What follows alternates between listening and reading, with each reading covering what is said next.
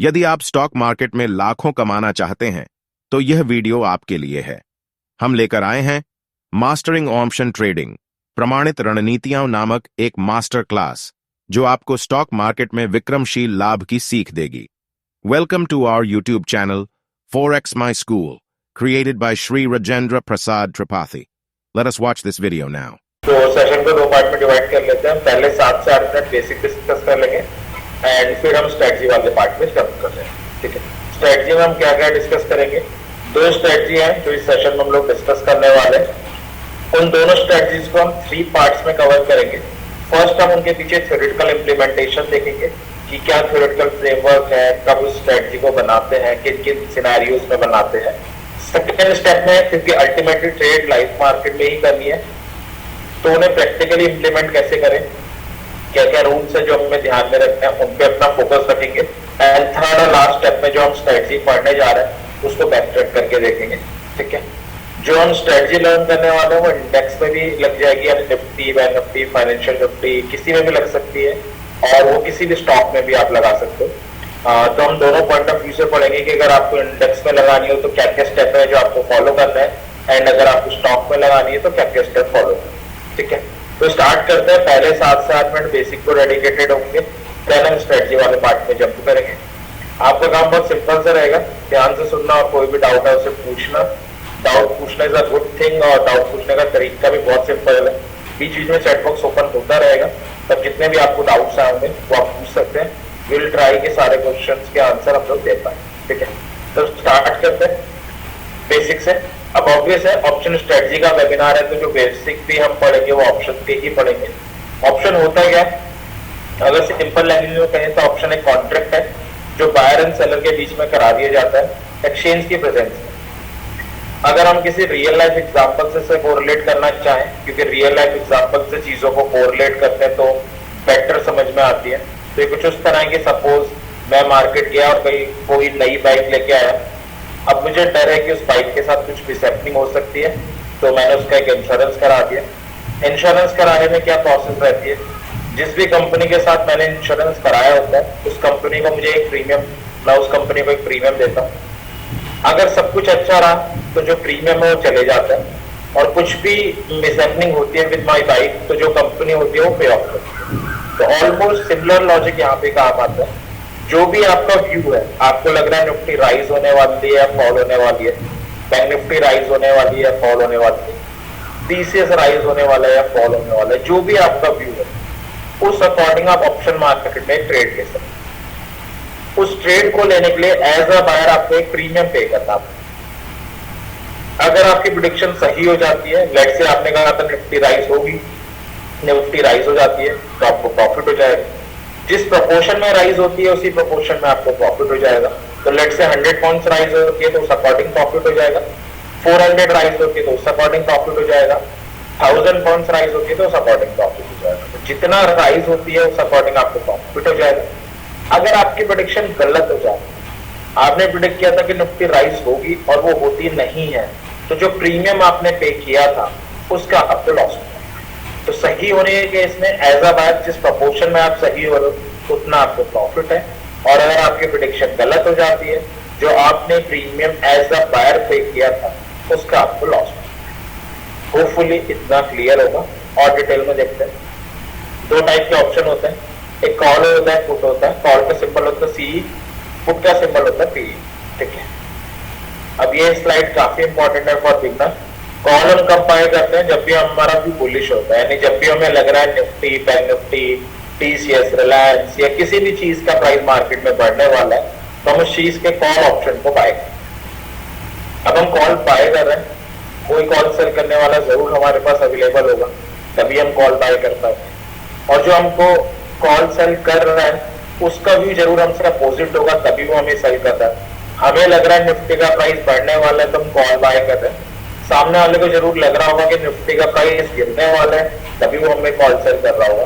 तो जो call seller होता है उसका व्यू बेरिश होता है।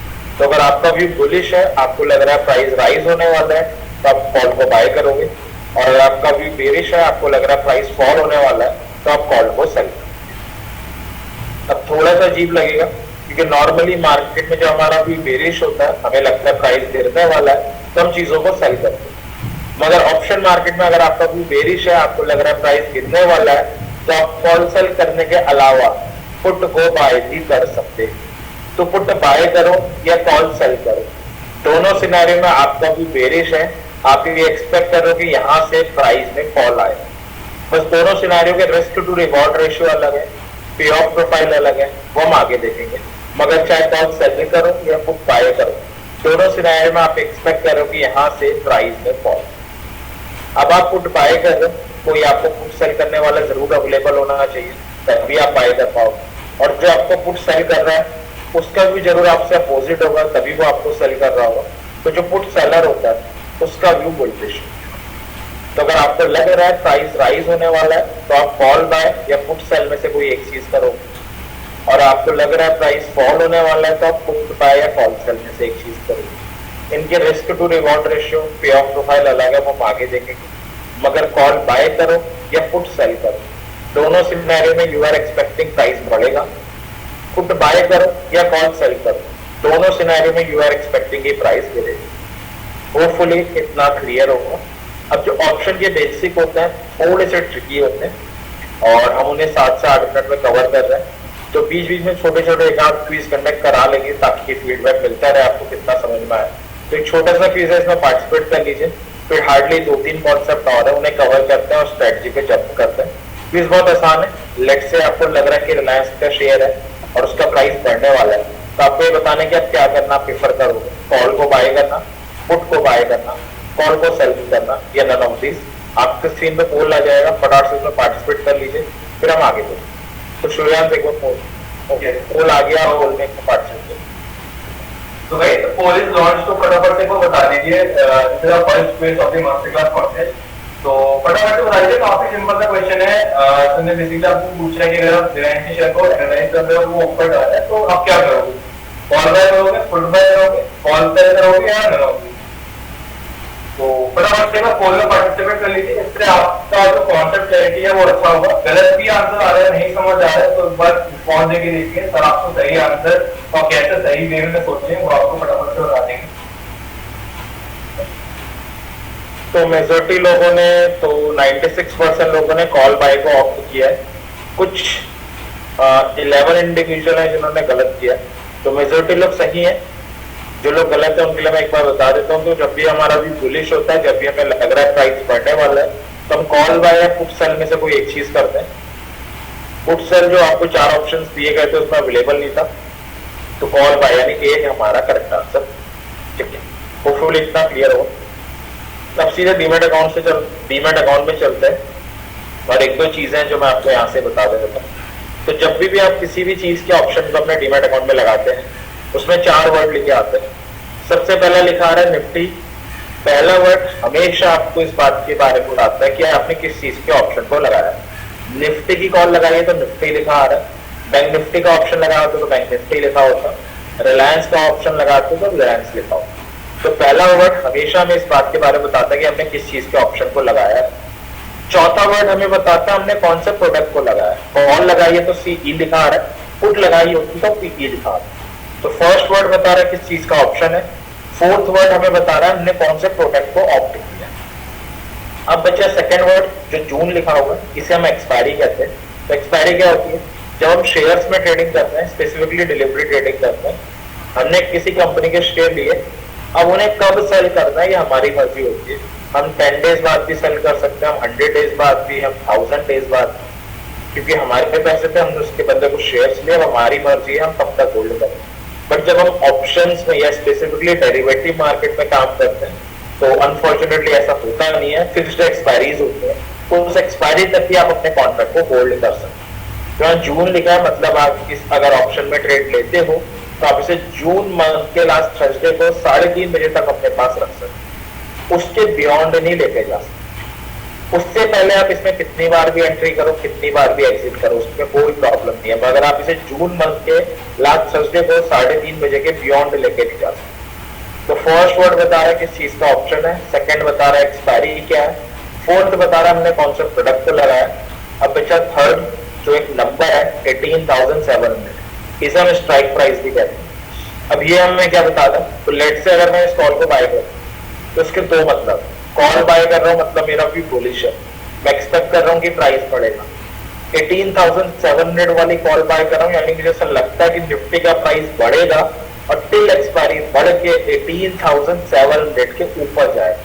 तो स्ट्राइक प्राइस मतलब वो प्राइस जिसके ऊपर एक्सपायरी होगी, ये हम एक्सपेक्ट कर रहे हैं कॉल की। तो एक बार रिपीटिंग अगेन, फर्स्ट वर्ड बता रहे किस चीज का ऑप्शन है, second expiry, third strike and fourth product के बारे में बता रहा है। 18,700 की कॉल बाय करने का मतलब है, कॉल बाय कर रहा हूं मतलब मेरा भी बुलिश है। 18,700 वाली बाय कर रहा हूं यानी मुझे लगता है कि निफ्टी का प्राइस बढ़ेगा और टिल एक्सपायरी बढ़ के 18,700 को ऊपर। होपफुली इतना क्लियर होगा। अगर हम इसकी जगह कोई और कॉल लगा लेते हैं, निफ्टी 800 वाली लगा लेते हैं, 18,800 वाली, अगर मैं इसे बाय करता हूँ अगेन मेरा भी बुलिश है, 18,800 वाली बाय कर रहा हूँ यानी मुझे लगता है कि निफ्टी का प्राइस बढ़ेगा और टिल एक्सपायरी बढ़ के 18,800 के ऊपर है। अब इतनी सारी स्ट्राइक होती है, कंफ्यूजन ना हो जाए करके तीन पार्टियों में डिवाइड किया गया। तो लेट्स से निफ्टी अगर अभी 18,650 चल रही है तो जितने भी स्ट्राइक ऊपर होंगे लाइक 18,700, 18,850, 19,000, ये सारी की सारी स्ट्राइक हमारी out of the money call या ओटीएम कॉल कहलाती है। जितने भी स्ट्राइक 18,650 के नीचे होंगी लाइक 18,000, 18,250, 18,500, ये सारी की सारी कॉल हमारी इन द मनी कॉल कहलाती है। और जितनी भी स्ट्राइक 18,650 के इक्वल होगी वो हमारी एट द मनी कॉल या एटीएम कॉल कहलाती है। तो अगर शेयर का प्राइस 100 रुपीज चल रहा है, 100 के ऊपर वाली आउट ऑफ द मनी है, 100 के नीचे वाली इन द मनी है और 100 वाली हमारी क्या है, एट द मनी कॉल है। होपफुली इतना क्लियर होगा। अब हम आगे चलते हैं। अभी टेबल देख लेते हैं, एग्जांपल देख लेते हैं। इतने बेसिक मोर देन इनफ है कॉल के लिए, स्ट्रेटजी समझने के लिए। उसके बाद 2 मिनट लगा के खुद देखेंगे, देन आपके डाउट लेंगे और स्ट्रेटजी में जंप करेंगे। तो लेट से कोई शेयर है 200 रुपीज का चल रहा है और मेरा भी बुलिश है यानी मुझे ऐसा लगता है कि शेयर का प्राइस बढ़ेगा। तो मैंने क्या किया, कॉल बाय कर दी। कौन सी कॉल बाय कर दी, 205 पर। इसका क्या मतलब है, कॉल बाय करी है मतलब मेरा भी बुलिश है, मैं एक्सपेक्ट कर रहा हूँ प्राइस बढ़ेगा। 205 वाली बाय करी है यानी मुझे ऐसा लगता है कि शेयर का प्राइस बढ़ेगा और टिल एक्सपायरी बढ़ के 205 के ऊपर जाएगा। कितने में बाय करी है, 5 रुपीज पर शेयर के प्रीमियम। इसका क्या मतलब है, जब हम शेयर्स में ट्रेडिंग करते हैं क्वांटिटी हमारे हाथ में, हमें कितने शेयर लेना है हम डिसाइड करते हैं। हम 10 भी ले सकते हैं, 100 भी ले सकते हैं, 1000 भी ले सकते हैं, मर्जी है। बट जब हम इसमें काम करते हैं फ्यूचर्स एंड ऑप्शंस में, तो फिक्स्ड लॉट साइजेस होते हैं, आपको उन्हें लॉट साइज में ट्रेड करना पड़ेगा। क्या 5 जैसे फॉर एग्जांपल फेडरल बैंक का लॉट साइज 5,000 शेयर का है, आरती इंडस्ट्री का 850 शेयर का है, एचडीएफसी बैंक का 550 का है, निफ्टी का 50 शेयर का है। तो हर शेयर का इंडिविजुअल लॉट साइज है, आपको उसी लॉट साइज में ट्रेड करना पड़ेगा। तो अगर सपोज इस शेयर का लॉट साइज 1000 शेयर है तो 5 into 1000 कितना होता है, 5,000 रुपीज होता है। यानी आपको 5,000 रुपीज पे करने पड़ेंगे। अगर आप 5,000 रुपीज पे करते हो तो आप इस कॉल को बाय कर सकते। लेट से आपने इस कॉल को बाय कर लिए, अब देखते हैं होगा। लेट से एक्सपायरी हो जाती है 250 पे। आपने कहा था शेयर का प्राइस बढ़ेगा और बढ़ के 205 के ऊपर जाएगा। आप सही हो गए, ऊपर चला गया। कितने पॉइंट्स ऊपर चला गया, 45 पॉइंट ऊपर चल रहा है। तो 45 पॉइंट आपको मिल जाएंगे। इन 45 पॉइंट्स को हम कहते हैं आईवी। आईवी मतलब इंट्रिंसिक वैल्यू, यानी वो वैल्यू जिसको बायर ऑन एक्सपायरी सही होने पर क्लेम कर सकता है। तो बायर ने कहा था शेयर का प्राइस बढ़ेगा और बढ़ के 205 के ऊपर जाएगा, बायर सही हो गया, 250 चला गया। तो कितने पॉइंट्स ऊपर चला गया, 45 पॉइंट। तो 45 पॉइंट उसे मिल जाएंगे। बट 5 रुपीज पर शेयर का प्रीमियम उसने स्टार्टिंग में खर्च कर दिया था कॉन्ट्रैक्ट को लेने के लिए। तो 45 माइनस 5 कितना होता है, 40। तो बायर को 40 पॉइंट्स का प्रॉफिट हो जाएगा, सेलर को लॉस। 210 आ गया। मैंने कहा था शेयर का प्राइस बढ़ेगा, बढ़ के 205 के ऊपर जाएगा। 210 आ गया है, 5 रुपीज ऊपर चला गया। तो 5 रुपीज मुझे मिल जाएंगे। बट 5 रुपीज पर शेयर का प्रीमियम मैंने स्टार्टिंग में खर्च कर दिया था। तो 5 माइनस 5 कितना था, 0। तो ना मुझे प्रॉफिट होगा ना लॉस। सेलर की भी सेम सिचुएशन है। इसे हम कहते हैं बीईपी यानी break even point. Break even point मतलब ऐसा पॉइंट जहाँ पे बायर और सेलर दोनों बराबर खुश। ये कुछ इस तरह है कि सपोज आप मार्केट से कोई प्रोडक्ट 1000 का लेके आए और किसी दूसरे इंडिविजुअल को 1000 का ही सेल कर दिया, तो ना आपको प्रॉफिट हुआ ना लॉस। अब इंटरेस्टिंग सिनेरियो आते हैं 190, 180, 175। इन सारे केसेस में मैं गलत हो गया क्योंकि मैंने कहा था शेयर का प्राइस बढ़ेगा और बढ़ के 205 के ऊपर जाएगा, बट ऐसा तो हुआ नहीं। तो ऑब्वियस है कुछ मुझे मिलेगा नहीं, इसलिए 0 लिखा आ रहा है। बट प्रीमियम तो मैं पे कर चुका हूँ, उसका मुझे लॉस हो जाएगा, सेलर तो उसका प्रॉफिट। तो जब भी आप as a call buyer market में ट्रेड करते हो, जितना प्राइस में राइज आता है उतना आपको प्रॉफिट होता है। गलत होने के केस में जो प्रीमियम आपने पे किया वो आपका लॉस होता है। जब आप as a call seller trade करते हो मार्केट में, तो जितना प्राइस में राइज आता है उतना आपका लॉस बढ़ता जाता है, और गलत होने के केस में जो बायर ने प्रीमियम पे किया है मैक्सिमम वो आपका प्रॉफिट। तो ये कॉल के बेसिस पे इतने बेसिक मोर देन इनफ होंगे चीजों को समझने के लिए।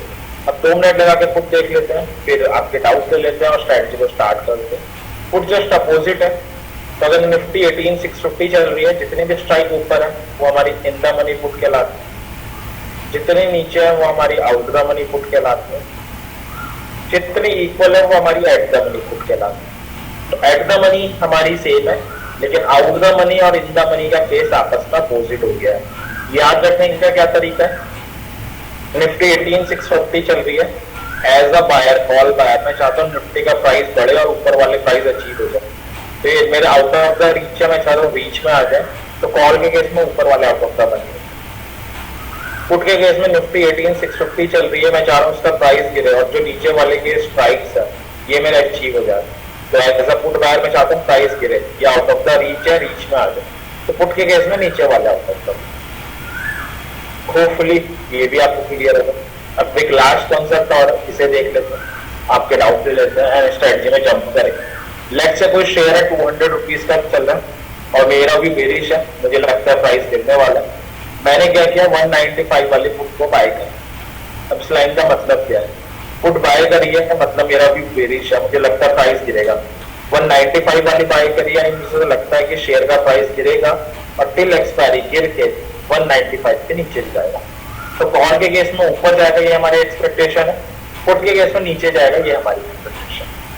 अब लेट से मैंने ये पुट बाय कर दी, देखते हैं क्या होगा। लेट से एक्सपायरी हो जाती है 150 पे, तो मैंने कहा था शेयर का प्राइस गिरेगा और गिर के 195 के नीचे जाएगा। मैं एकदम सही हो गया, 150 आ गया, 45 पॉइंट नीचे चला गया, यानी 45 पॉइंट मुझे मिल जाएगा। बट 5 रुपए पर शेयर का प्रीमियम मैंने स्टार्टिंग में पे कर दिया था, वो तो यानी 45 मेरी पॉकेट में आए, बट 5 रुपीज इनिशियली पॉकेट से जा चुके थे। तो 45 माइनस 5 कितना होता है 40, तो 40 पॉइंट्स का मुझे प्रॉफिट हो जाएगा, सेलर को लॉस। अगर आ गया 190, मैंने कहा था शेयर का प्राइस गिरेगा और गिर के 195 के नीचे जाएगा, मैं सही हो गया। अगर 190 आ गया, कितने पॉइंट नीचे चला गया, 5 पॉइंट, तो 5 पॉइंट मुझे मिल जाएंगे। बट 5 रुपीज पर शेयर का प्रीमियम मैंने स्टार्टिंग में खर्च कर दिया था, तो 5 माइनस 5 क्या होता है, 0 होता है। ना मुझे प्रॉफिट होगा ना लॉस होगा। सेलर की भी सेम सिचुएशन है, ये हमारा क्या हो जाएगा, ब्रेक इवन पॉइंट। अब आता है इंटरेस्टिंग केस, 200, 225, 250, इन सारे केसेस में तो मैं गलत हो गया क्योंकि मैंने कहा था शेयर का प्राइस गिरेगा और गिर के 195 के नीचे जाएगा, बट गया तो है नहीं। तो ऑब्वियस है मुझे कुछ मिलेगा नहीं, बट प्रीमियम तो मैं पे कर चुका हूँ, उसका मुझे नुकसान हो जाएगा, इसलिए -5 लिखा हुआ, सेलर को उसका प्रॉफिट। तो जब भी आप ऑप्शन मार्केट में ट्रेड करते हो एज अ बायर, अगर आपका व्यू सही हो गया, जिस प्रपोर्शन में सही होगा उतना आपको प्रॉफिट हो जाएगा। अगर आपका व्यू गलत हो गया, जो आपने प्रीमियम पे किया वो आपको नुकसान है।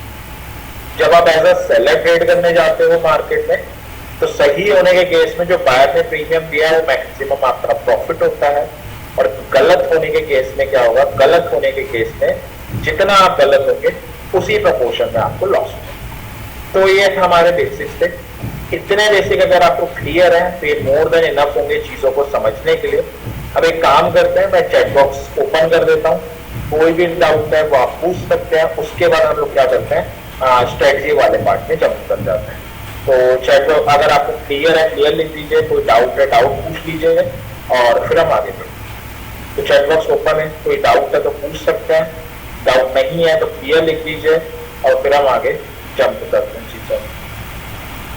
तो भाई फटाफट से एक बार प्रोजेक्ट का डाउट हो, अभी तक मैंने जो भी आपको ऑप्शन के बेसिस कराया उसमें जो भी डाउट होगा फटाफट से चैट बॉक्स में लिख दो, और अगर डाउट नहीं है सब कुछ अभी तक वेलिंग बोर्ड चल रहा है, सब कुछ क्लियर है, तो फटाफट क्लियर लिख लीजिए ताकि हमें एक नई चीजें मिल जाए एंड हम आगे वाले टॉपिक पे और हमारी स्ट्रेटेजी आने वाली है उसको मूव ऑन करें। ओके, तो मेजॉरिटी लोगों ने क्लियर लिखा है, एक आध कोई डाउट है मैं उनको ले लेता हूँ। सूरज चौहान, स्ट्राइक प्राइस मतलब वो प्राइस कॉल के केस में जिसके ऊपर एक्सपायरी होगी हम एक्सपेक्ट कर रहे हैं, पुट के केस में वो प्राइस जिसके नीचे एक्सपायरी होगी वो हम एक्सपेक्ट कर रहे हैं। डिके ऑप्शन में होता है 1+, जो प्रीमियम है उसका डिक्रीज हो जाना। अब डिके के बहुत सारे रीजंस होते हैं, वो हम आगे देखेंगे। एग्जिट समझ में नहीं आता रोहित कुमार, बाकी का तो मैं कह नहीं सकता, लेकिन इस स्ट्रेटजी में एग्जिट कहाँ करना है वो मैं आपको क्लियर करवा दूँ। सौरभ सर, मेरी वॉइस तो एकदम क्लियर है, आप अपनी एंड पे चेक कर लीजिए, मेरी वॉइस नहीं ब्रेक होगी। ओके, तो ये कुछ डाउट थे जिन्हें मैंने एड्रेस कर लिया है। अब हम आगे चलते हैं और स्ट्रेटजी में जंप करते हैं। तो 2 स्ट्रेटजी हैं जो हमें डिस्कस कर लिए, 3 पार्ट्स में उन्हें डिस्कस करेंगे। पहले पार्ट में उनके पीछे क्या थ्योरेटिकल फ्रेमवर्क है वो देखेंगे, दूसरे पार्ट में प्रैक्टिकल इम्प्लीमेंटेशन देखेंगे, थर्ड पार्ट में बैक ट्रैकिंग करेंगे। दोनों स्ट्रेटजी, सबसे पहली चीज तो ऑप्शन बाइंग की स्ट्रेटजी। अब ऑप्शन बाइंग का नाम सुन के जो लोग पहले से मार्केट में ट्रेड कर रहे हैं उनको उनके दिमाग में क्वेश्चन आया होगा कि ऑप्शन बाइंग की स्ट्रेटजी तो अगर हम इसे एग्जीक्यूट करेंगे तो शायद टाइम वैल्यू गेन हो जाए, जिसे प्रीमियम डिके या थीटा डिके भी कहते हैं।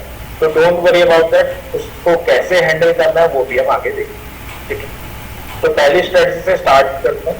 तो जो पहली स्ट्रेटजी हम आज डिस्कस करने वाले हैं इसका नाम है लॉन्ग स्ट्रेटजी। अब जो पहला जेन्युइन क्वेश्चन यहाँ पे बनता है वो यही बनता है कि स्ट्रेटजी को बनाते कब। तो उसका बड़ा ही सिंपल सा आंसर है कि स्ट्रेटजी को तब बनाते हैं जब मार्केट में कोई प्री डिफाइंड इवेंट होता है। अब अगला क्वेश्चन आ सकता है कि जो वर्ड मैंने यूज किया प्री डिफाइंड इवेंट, इसका मतलब क्या होता है?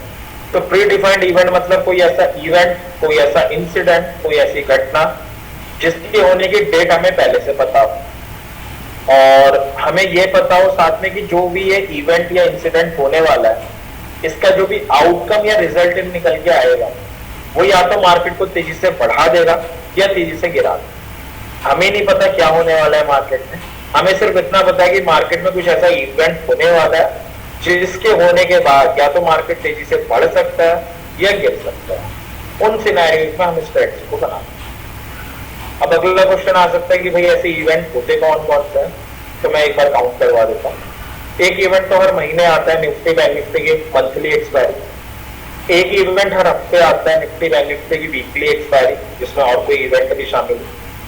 GDP data, Fed policy, RBI policy, inflation data, budget, election, बहुत सारे इवेंट्स जो आते हैं। इसके अलावा हम इस स्ट्रेटजी को बनाते हैं रिजल्ट सीजन। अब अगला क्वेश्चन आ सकता है कि जो मैंने वर्ड यूज किया रिजल्ट सीजन, इसका क्या मतलब? तो जितने भी कंपनी स्टॉक मार्केट में लिस्टेड होती हैं, लिस्टेड मतलब ऐसी कंपनी जिसके शेयर आप ट्रेड कर पाओ, टीसीएस, इन्फोसिस, ब्रिटानिया, इन सबके शेयर आप ट्रेड कर पाते क्योंकि लिस्टेड है। हल्दीराम, फ्लिपकार्ट इनके नहीं कर पाते क्योंकि लिस्टेड नहीं। तो जितनी भी कंपनी लिस्टेड होती है मार्केट में उन्हें हर 3 मंथ्स के बाद यानी हर क्वार्टर के बाद अपनी परफॉर्मेंस शेयर करनी पड़ती है। उन्हें ये बताना पड़ता है क्या उन्होंने सेल्स करी, क्या प्रॉफिट किया, क्या लॉस किया, क्या उनकी फ्यूचर गाइडेंस है अपनी कंपनी को लेके। इन शॉर्ट पिछले 3 महीने के अपना रिपोर्ट कार्ड पब्लिश करते हैं। अब वो रिपोर्ट कार्ड या तो अच्छा होगा या बुरा होगा और जैसा भी होगा उसका शेयर के प्राइस में इम्पैक्ट जरूर आएगा। ठीक है, अब हमें नहीं पता कि वो रिपोर्ट कार्ड कैसे होने वाला है, कंपनी की परफॉर्मेंस अच्छी होने वाली है या बुरी होने वाली है। हमें ये भी नहीं पता कि कैसा इम्पैक्ट आएगा शेयर को, लेकिन हमें ये पता है इम्पैक्ट आएगा। तो उन सिनेरियोज में हम स्ट्रेटजी को बनाते हैं। अब वैसे तो थाउजेंड्स में स्टॉक है मार्केट में, पर इनमें से 190-195 शेयर्स हैं जिसमें एक्सचेंज हमें फ्यूचर एंड ऑप्शंस में काम करने की परमिशन देता है या फैसिलिटी देता है, आप कह सकते हैं। अब इन शेयर्स में हम स्ट्रेटजी को बना सकते हैं। अब एक ही दिन में तो 195 कंपनी अपने रिजल्ट दे नहीं देगी, होता क्या हर रोज 2-3 कंपनी अपने रिजल्ट पब्लिश करती है। इस पूरी प्रोसेस में आप 2 महीने का टाइम लग जाता है। जैसे अगर अब के बार के रिजल्ट सीजन की बात करें तो अप्रैल के मिड में स्टार्ट हुआ था, अभी जून के मिड में खत्म। अगला रिजल्ट सीजन अभी जुलाई मिड में स्टार्ट होगा और सितंबर के फर्स्ट सेकेंड वीक तक आराम से चलता है। यानी आप ये कह सकते हैं कि जब एक रिजल्ट सीजन आता है उसकी लाइफ 2 महीने की होती है। उन 2 मंथ्स के दौरान कंपनीज एक एक दो करके अपना रिजल्ट पब्लिश करती है। अब हम सबको पता है कि एक साल में 4 क्वार्टर, मतलब 4 बार रिजल्ट सीजन आए। एक रिजल्ट सीजन की लाइफ 2 महीने की होती है। 2 into 4 कितना हो गया? 8 मंथ्स हो गया। यानी आप ये कह सकते हो कि 12 में से 8 मंथ मार्केट में सिर्फ रिजल्ट सीजन ही होता है। मार्केट में बहुत से ऐसे लोग मेरे नोन में हैं जो सिर्फ इन 8 महीने मार्केट में काम करना प्रेफर करते हैं, क्योंकि उनका मानना है इन 8 महीने मार्केट में वॉलेटिलिटी रहती है। तो इन 8 महीने तो आप स्ट्रेटजी को रोज बना सकते हो, हर रोज बना सकते हो। नेक्स्ट 4 महीने भी आपको बहुत डिफरेंट इवेंट्स मिल जाएंगे, उन इवेंट्स पे आप स्ट्रेटजी को बना सकते हो। तो अगर हम कंक्लूड करें, हमने क्या देखा अब तक? हमने सिर्फ इतना देखा कि स्ट्रेटजी जो हम पढ़ रहे हैं उसका नाम है लॉन्ग स्ट्रेटल। बनाते कब है? जब कोई प्रीडिफाइंड इवेंट होता है। ऐसे कौन कौन से प्रीडिफाइंड इवेंट होते हैं, मैं तो उसकी लिस्ट आपको गिना दूं। अब इस स्ट्रेटजी में करते क्या है? बहुत आसान है। At the money call buy करते हैं, at the money put buy करते हैं। एट द मनी मैंने बताया था क्या होता है, स्टिल कोई भूल गया, मैं दोबारा बता देता हूँ। तो अगर निफ्टी 18,500 चल रही है तो 18,500 वाली कॉल हमारी एट द मनी हो जाएगी, 18,500 वाली पुट हमारी एट द मनी हो जाएगी। अगर कोई शेयर 500 का चल रहा है तो 500 वाली कॉल हमारी एट द मनी हो जाएगी, 500 वाली पुट हमारी एट द मनी। तो जो भी करंट मार्केट प्राइस के इक्विवेलेंट है वो हमारी एट द मनी हो जाएगी। तो हमें करना क्या? एट द मनी कॉल और पुट दोनों बाय करते हैं, ठीक है। अगर प्राइस में राइज आ गया तो भी प्रॉफिट है, प्राइस में फॉल आ गया तो भी प्रॉफिट है, एक रेंज में रह गया तो नुकसान। तो अगर आप लॉन्ग स्ट्रेटल के बारे में कहीं भी पढ़ोगे, किसी भी राइटअप में पढ़ोगे, तो लॉन्ग स्ट्रेटल इतनी ही होगी, कुछ भी नहीं है स्ट्रेटजी में। इवेंट आने वाला दिखे आपको, आप eight the money call put खरीद के बैठ जाओ, प्रे करो, मूवमेंट आ जाए, मूवमेंट आ गई तो प्रॉफिट है, नहीं आ गई तो लॉस। अब ऑब्वियस चीजें इतनी आसान नहीं है, आप तो ऑब्वियस सभी कर लेते हैं। तो जब भी हम स्ट्रेटजी को बनाने जाते हैं, 4-5 जो जेन्युइन क्वेश्चन है वो दिमाग में आते हैं। पहला आता है कि स्ट्रेटजी को बनाना कब, कितने दिन पहले बनाना है, किस दिन बनाना है, कौन सा दिन ऑप्टिमम रहेगा। दूसरा क्वेश्चन आ सकता है कि भाई स्ट्रेटजी बना ली तो टारगेट क्या होगा। तीसरा आ सकता है बना ली स्ट्रेटजी और गलत होगा तो स्टॉप लॉस क्या होगा। चौथा आ सकता है कि अगर हम स्ट्रेटजी बनाने जा रहे हैं तो हमारी पीओपी क्या होगी, यानी प्रोबेबिलिटी ऑफ प्रॉफिट कितनी होगी, कितने सक्सेस के चांसेस हैं। पांचवा ये भी क्वेश्चन आ सकता है क्योंकि एक ऑप्शन बाइंग स्ट्रेटजी हम बना रहे हैं तो कहीं टाइम वैल्यू डिके तो नहीं हो जाएगा, और अगर नहीं होगा तो हम उसको कैसे मिनिमाइज करें। तो ये 5-6 जेन्युइन क्वेश्चन है जब भी हम स्ट्रेटजी को बनाने जाते हैं, दिमाग में आने बनते हैं, और हमारे पास सिर्फ 4-5 क्वेश्चन के आंसर होने चाहिए, तभी स्ट्रेटजी को बनाने का कोई फायदा है। अगर नहीं होंगे तो फिर वो दुखेगा। तो अभी हम सीखेंगे कि इन सारे क्वेश्चन के आंसर हम कैसे फाइंड कर पाए। उससे पहले एक बार मैं स्ट्रेटजी के पीछे का थ्योरेटिकल फ्रेमवर्क आपको समझा दूं, फिर उस पर चलते हैं।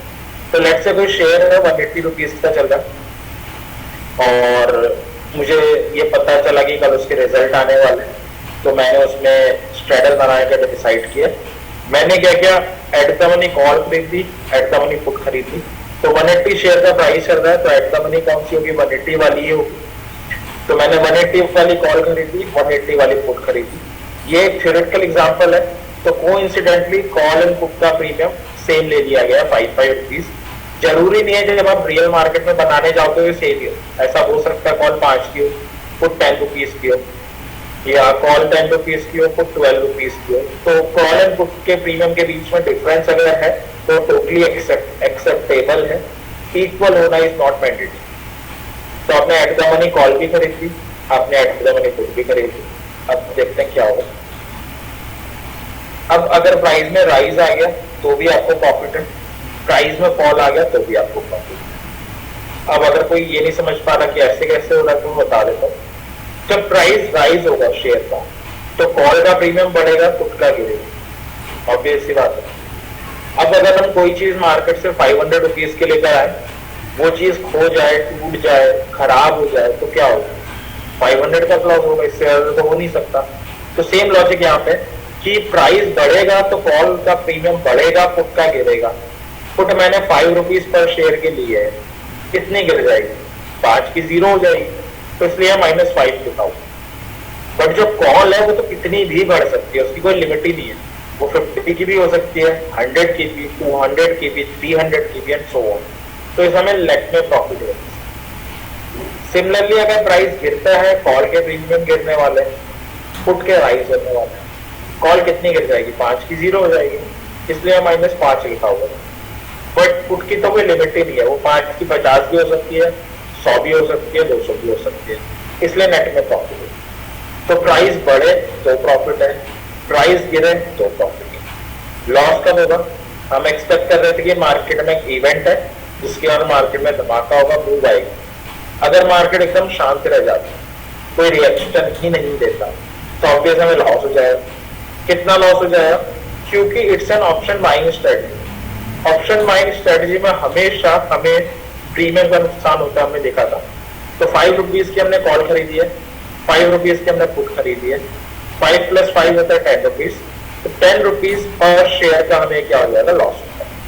तो 5 रुपीज की हमने कॉल ली है, 5 रुपीज की हमने पुट ली है, 5 + 5 होता है 10 रुपीज, तो 10 रुपीज पर शेयर का हमें क्या हो जाएगा, लॉस होता है। तो प्राइस में राइज आ रहा है तो भी प्रॉफिट है, प्राइस में फॉल आ रहा है तो भी प्रॉफिट है, एक रेंज में रहेगा तो नुकसान है। तो अगर हम कंक्लूड करें तो हम पढ़ रहे हैं लॉन्ग स्ट्रेटल कब बनाते हैं, जब मार्केट में कोई प्री डिफाइंड इवेंट होता है। करते क्या है, एट द मनी कॉल और एट द मनी पुट दोनों बाय कर लेते हैं। प्राइस में राइज आ गया तो भी प्रॉफिट है, प्राइस में फॉल आ गया तो भी प्रॉफिट है, एक रेंज में रहेगा तो नुकसान। ठीक है, तो अगर आप लॉन्ग स्ट्रेटल के बारे में पढ़ोगे बस वो इतना ही होता है। बट अभी हमने देखे थे कि 4-5 जेन्युइन क्वेश्चन है जो माइंड में आएंगे जब भी हम स्ट्रेटजी को बनाने जाएंगे। तो अराउंड 10-11 साल से मैं स्ट्रेटजी बना रहा हूँ, तो 3 रूल मैंने बनाया हुआ पहले। वो तीनों रूल हमारे मन में जो 4-5 क्वेश्चन आ रहे हैं इनके आंसर निकालने में हमारी मदद करते हैं।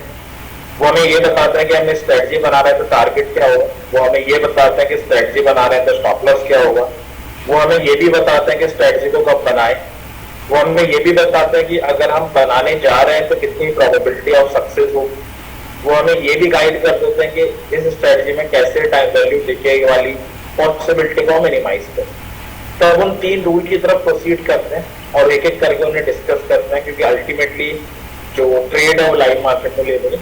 बट उससे पहले एक काम कर लेते हैं, काफी देर से मैं बोल रहा हूँ तो मैं एक बार चैट बॉक्स ओपन करा देता हूँ। आप सिर्फ इतना बता दीजिए जो स्ट्रेटजी के बारे में हमने थ्योरेटिकल समझा वो आपको क्लियर है या नहीं, बाकी प्रैक्टिकली स्ट्रेटजी के जो रूल है वो मैं आपको समझा दूं। उससे पहले एक बार जो थ्योरेटिकल हमने समझा है वो आपको क्लियर है या नहीं ये बता दीजिए, फिर हम आते हैं। तो मैं एक बार फटाफट से बता दूं, मैंने अभी तक जो भी थ्योरी बताई आपको रिगार्डिंग दी लॉन्ग स्ट्रेटजी आपको क्लियर है।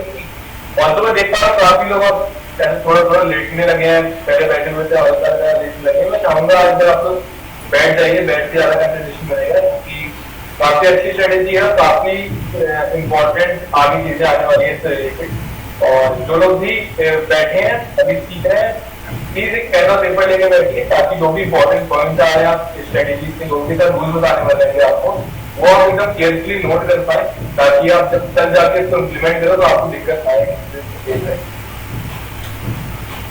अब कुछ डाउट्स हैं उनको मैं ले लेता हूँ।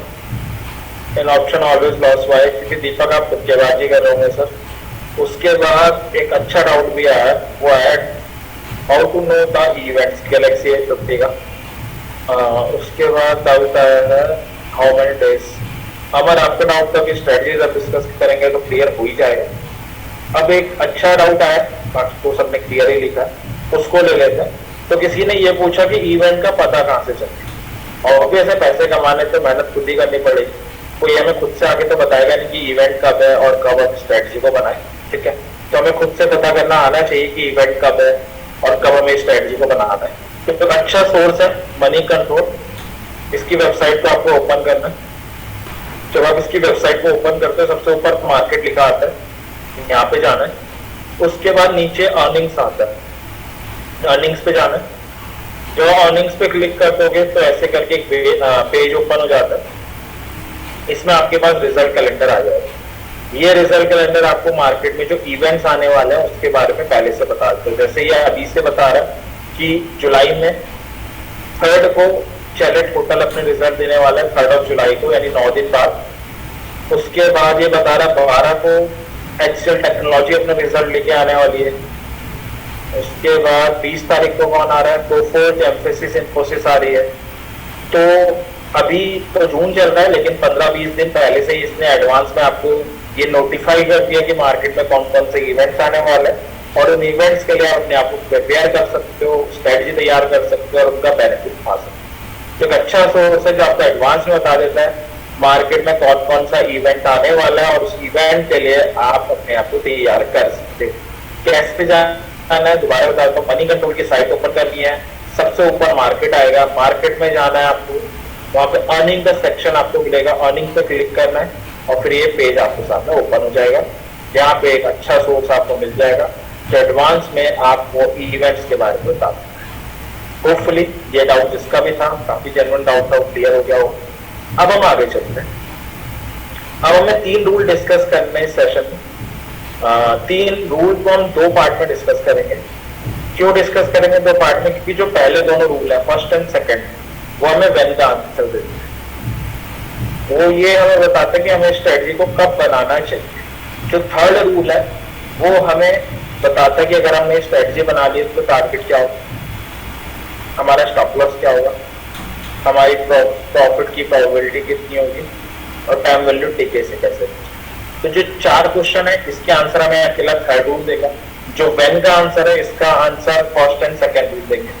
तो पहले व्हेन समझ लेते हैं कि स्ट्रेटजी को कब बनाना चाहिए, जैसे किसी ने पूछा भी था कितने दिन पहले बनाना चाहिए, और उसके बाद थर्ड रूल समझ लेंगे जो हमें रेस्ट 4 क्वेश्चन के आंसर निकाल के देंगे। ठीक है, तब एक एक करके जंप करते हैं। तो फर्स्ट रूल से स्टार्ट करते हैं। लेट्स से एग्जांपल ले लेते हैं। मान लेते हैं मार्केट में कोई इवेंट है 29 को, मान लेते हैं कि 29 जून को मार्केट में कोई इवेंट है।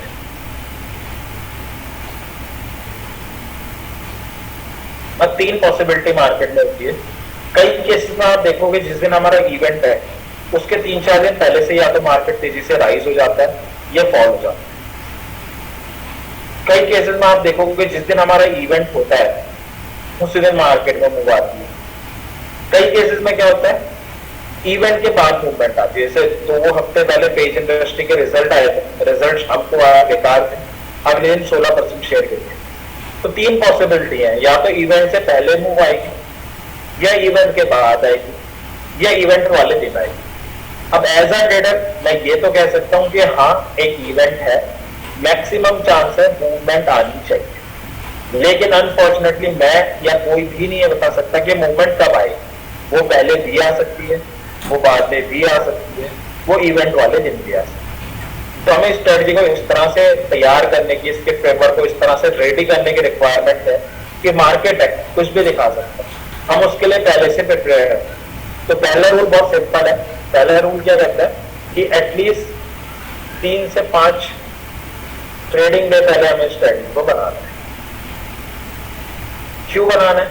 क्योंकि अगर हम 3 से 5 ट्रेडिंग डे पहले स्ट्रेटजी को बना लेंगे, मूव अगर 29 जून से पहले आई तो भी हमें फायदा हो जाएगा, अगर मूव 29 जून को आई तो भी हमें फायदा हो जाएगा, और मूव अगर 29 के बाद आई तो भी हमें फायदा हो जाएगा। तो पहला रूल बहुत ही सिंपल है। पहला रूल सिंपल सा ये कहता है कि जब भी मार्केट में इवेंट हो उसके 3 से 5 दिन पहले आपको स्ट्रेटजी बनानी है। क्यों बनानी है? उसका सिंपल सा लॉजिक है, क्योंकि मार्केट में मूवमेंट कभी भी आ सकती है, पहले भी बाद में भी, इवेंट वाले दिन। अगर हमने 3 से 5 दिन पहले स्ट्रेटजी बनाई हुई, मूवमेंट कभी भी आए हम प्रॉफिट लेके निकल पाएंगे, क्योंकि अल्टीमेट एम इस स्ट्रेटजी को बनाने का प्रॉफिट आप कर पाएंगे। तो पहला रूल बहुत ही सिंपल है, जब भी मार्केट में इवेंट हो उससे 3 से 5 दिन पहले आपको मार्केट में जंप करना है। होपफुली इतना आपको क्लियर होगा। अब हम आगे चलते हैं सेकेंड रूल की तरफ। अब एक सिचुएशन एज्यूम करते हैं कि 29 जून को हमारा इवेंट है, और अगर आप कैलेंडर में देखोगे तो 29 जून को हमारी एक्सपायरी भी है, उस दिन जून मंथ का लास्ट थर्सडे है। अब लेट्स से हमने स्ट्रेटजी बना ली 26 को, 26 जून को हमने स्ट्रेटजी बना ली। स्ट्रेटजी बनाने का क्या मतलब है? At the money call and eight the money put bye कर ली हमने जून एक्सपायरी। अब होगा क्या वो देखते हैं। हमने स्ट्रेटजी 26 को बना ली, मूवमेंट अगर पहले आ जाती है 26 में आ जाती है 27 में आ जाती है, 28 में आ जाती है, तो कोई प्रॉब्लम नहीं है। हमने स्ट्रेटजी बना रखी थी, मूव आ गई तो ऑब्वियस है हमें प्रॉफिट हो जाए। मूवमेंट अगर 29 जिस दिन इवेंट है उस दिन आती है तो भी कोई प्रॉब्लम नहीं है। हमने स्ट्रेटजी बना रखी थी, मूवमेंट इवेंट पे आ गई तो भी हमें प्रॉफिट हो जाएगा। अब तीसरा केस देखते हैं जो इंटरेस्टिंग है। लेट्स से मूवमेंट बाद में आती है, 30 को आती है, उसके बाद आती है। अब मैं फंस जाऊंगा। क्यों फंस जाऊंगा? क्योंकि अभी हमने देखा कि जब हम ऑप्शन में कोई ट्रेड लेते हैं हम उसे मैक्सिमम एक्सपायरी तक अपने पास रख सकते हैं, हम उसे एक्सपायरी के बियॉन्ड लेके नहीं जा सकते। अब हमने 26 जून को eight the money call put दोनों खरीद ली। अब अगर मूवमेंट पहले नहीं आई 26 में, 27 में, 28 में और मूवमेंट 29 को भी नहीं आई जिस दिन इवेंट है, तो ऑब्वियस हम अपनी ट्रेड में लॉस हो जाएगा। अब हम अपनी ट्रेड को 29 जून को 3:30 बजे के बियॉन्ड भी नहीं लेके जा सकते, क्योंकि हम अपनी ट्रेड को सिर्फ एक्सपायरी तक अपने पास रख सकते हैं। एक्सपायरी को 3:30 बजे हमें आइदर इन प्रॉफिट और लॉस निकलना ही निकलना पड़ेगा, मजबूरी। तो अब हमें इस ट्रेड से 29 जून को 3:30 बजे निकलना ही निकलना है। अब मूवमेंट पहले नहीं आई है, मूवमेंट इवेंट वाले दिन नहीं आई है, मतलब हमें अपनी ट्रेड में लॉस हो रहा है, यानी अपनी ट्रेड से मुझे लॉस बुक करके निकलना पड़ेगा। अब अगर मूवमेंट 30 को आती है या उसके बाद आती है तो मुझे क्या फायदा, मैं तो लॉस बुक करके निकल चुका हूँ। अब शेयर 50% बढ़ जाए, 100% गिर जाए, मुझे उससे कोई फर्क नहीं पड़ेगा, मुझे तो लॉस हो गया। तो सेकेंड रूल क्या कहता है? सेकेंड रूल एक सिंपल सी चीज कहता है, मैं लिख देता हूँ। सेकेंड रूल हमें बताता है कि एक्सपायरी इज नियर, अगर एक्सपायरी पास है देन कॉशियस हो जाओ और स्विच टू नेक्स्ट एक्सपायरी। इसका क्या मतलब है? ये रूल कह रहा है कि अगर हमारे इवेंट के आसपास आपको एक्सपायरी दिखती है तो जो आप कॉल पुट बाय करो वो उस एक्सपायरी के ना बाय करो, उससे अगली एक्सपायरी की बाय करो। यानी आप जून की नहीं बाय करोगे, उससे अगली एक्सपायरी की बाय करोगे। अब कई लोग कहेंगे उससे अगली एक्सपायरी की तो महंगी होगी, डोंट वरी, उससे कैसे डील करना है वो भी आगे हम देखेंगे। तो दूसरा रूल क्या कहता है कि अगर इवेंट के पास एक्सपायरी है तो थोड़े से कॉशियस हो जाओ और अगली एक्सपायरी के कॉल पुट बाय करो। इससे क्या होगा? इससे जो आपने कॉल पुट बाय करे होंगे ये 29 जून को एक्सपायर नहीं होंगे, आप इसे 30 को भी ले जा सकते हो, फर्स्ट को भी ले जा सकते हो। अब अगर मूवमेंट बाद में आई तो भी आपको प्रॉफिट है। तो स्ट्रेटजी को हम इस तरह से ट्रेन करते हुए चल रहे हैं कि मार्केट है कुछ भी दिखा सकता है, हम उसके लिए पहले से प्रिपेयर हो। तो अपने दो रूल पड़े सिंपल से। पहला कहता है कि जब भी मार्केट में इवेंट हो उसके 3 से 5 दिन पहले स्ट्रेटजी बना लो। उसका लॉजिक सिंपल सा है कि 3 से 5 दिन पहले स्ट्रेटजी बना ली होगी, मूवमेंट कभी भी आए, पहले आए बाद में आए, इवेंट पे आए, हमें फायदा हो जाएगा। दूसरा रूल क्या कहता है कि अगर इवेंट के आसपास एक्सपायरी हो तो थोड़े से कॉशियस हो जाओ और जो आप कॉल पुट बाय करो यानी जो आप स्ट्रेटजी बनाओ वो अगली एक्सपायरी के बनाओ। इससे क्या होगा?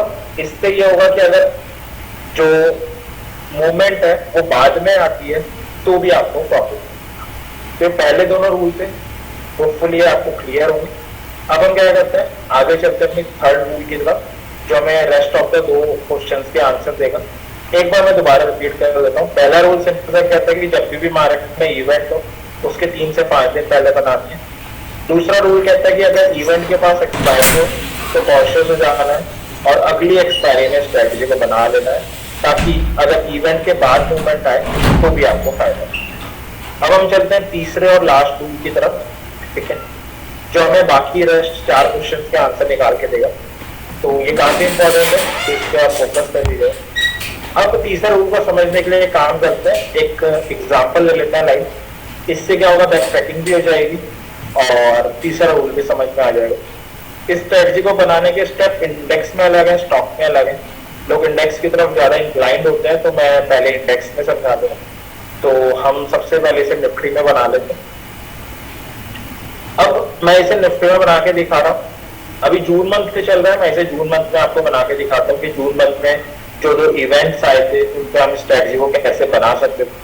बट जून से पहले मई भी गया, अप्रैल भी गया, मार्च भी गया, फेब भी गया, जैन भी गया। तो मेरा सजेशन ये रहेगा कि 2 घंटे आपने यहाँ लगाए। आफ्टर दिस क्लास आप खुद से भी इसे मई, अप्रैल, मार्च इन सब में बैक ट्रैक करके देखना, क्योंकि आप खुद से बैक ट्रैक करके देखोगे तब भी सर आपका कॉन्फिडेंस इंक्रीज होगा जब आपको दिखेगा स्ट्रेटजी काम करे।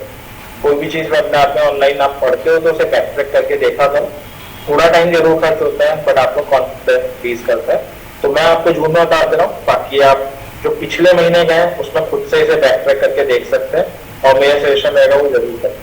ठीक है, अब हम आगे चलते हैं। तो जून मंथ की बात करते हैं, जून में क्या क्या इवेंट आए तो मैं लिख देता हूँ। तो जून में सबसे पहले तो वीकली एक्सपायरी आई थी। कब आई थी? 1 जून को आई थी, आप कैलेंडर से चेक कर सकते हैं। उसके बाद वीकली एक्सपायरी आई, वो हमारी 8 जून को आई।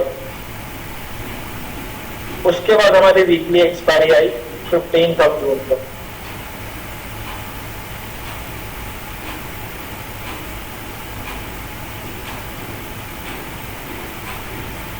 उसके बाद हमारी वीकली एक्सपायरी आई 22 जून।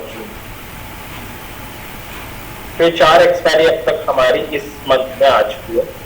ठीक, अब हम इस स्ट्रेटजी को हर मंथली एक्सपायरी में बना सकते, लेकिन हम इस स्ट्रेटजी को हर वीकली एक्सपायरी में नहीं बना सकते क्योंकि हर वीकली एक्सपायरी वॉलेटाइल हो, इट्स नॉट मेंट। तो अपनी एक्यूरेसी बढ़ाने के लिए हम इसमें एक और पॉइंट ऐड कर देते हैं कि हम इसे उस वीकली एक्सपायरी में बनाते हैं जिसमें और कोई इवेंट भी इंक्लूडेड हो। इसका क्या मतलब है? तो जैसे जो 1 जून को वीकली एक्सपायरी आई थी, अगर आप गूगल में चेक करोगे या कैलेंडर चेक करोगे तो इसमें जॉब डाटा भी आया था 31 मई को। जो ये वाली वीकली एक्सपायरी हमारी गई है, इसमें आरबीआई की पॉलिसी आई 8 जून को। ये वाली जो हमारी गई है, इसमें फेड पॉलिसी आई थी 14 जून को। इस वाली एक्सपायरी में और कोई इवेंट नहीं। तो हम इस स्ट्रेटजी को 1 जून वाली एक्सपायरी में बना सकते थे, 8 जून वाली में बना सकते थे, 15 जून वाली में बना सकते थे, 22 में नहीं बना सकते क्योंकि उस 22 वाले वीक में सिर्फ वीकली एक्सपायरी थी, इवेंट और कोई नहीं था, तो हमारे सक्सेस के चांसेस कम थे। तो पहले 3 जो हफ्ते थे वो आइडियल टाइम था क्योंकि एक में जॉब डाटा आया था वीकली एक्सपायरी के साथ, एक में आरबीआई पॉलिसी आई थी और एक में फेड की पॉलिसी। ठीक है, तो आप इसे हर मंथली एक्सपायरी में बना सकते हो, लेकिन वीकली उस एक्सपायरी में आप इसे प्रिफर करना जिसमें और कोई इवेंट भी शामिल हो। इससे आपके जो सक्सेस के चांसेस है वो ऑटोमेटिकली एनहांस हो जाते हैं। ठीक है, अब मैं आपको चार्ट में ले चलता हूँ। तो स्ट्रेटजी को बनाने के लिए चार्ट की जरूरत पड़ेगी नहीं, बट क्योंकि पहली बार मैं स्ट्रेटजी आपको समझा रहा हूँ तो रेफरेंस के लिए मैं चार्ट एक बार ले ले रहा हूँ। ठीक है, बाकी आप इन फ्यूचर बनाओगे तो आपको चार्ट देखने की अच्छी बात ये की जरूरत नहीं। तो एक बार इसमें चलते हैं। तो जो हमारा पहला इवेंट है वो है 1 जून को। तो हमारा रूल क्या कहता है कि जब भी हमारा इवेंट आने वाला हो उससे 3 से 5 दिन पहले हमें स्ट्रेटजी को बनाना है। हमने अभी सीखा। तो अगर हम देखें 1 जून कहाँ पर है, ये हमारा 1 जून डेट आपको दिख रही होगी। तो 1 2 3 4 5 दिन पहले बना लेते हैं। 5 दिन पहले जो डेट है वो है 25 मई। तो यहाँ पे नोट डाउन कर देते हैं। मैं सारी चीजें नोट डाउन करके चलेगा ताकि आपको क्लैरिटी रहे चीजों में। अगला इवेंट 8 जून को है। तो 8 जून यह है, इससे 5 दिन पहले बनानी है। 1 2 3 4 5। तो उस दिन हमारी जो डेट है वो है 1 जून। तो हम इसे 1 जून को बनाएंगे।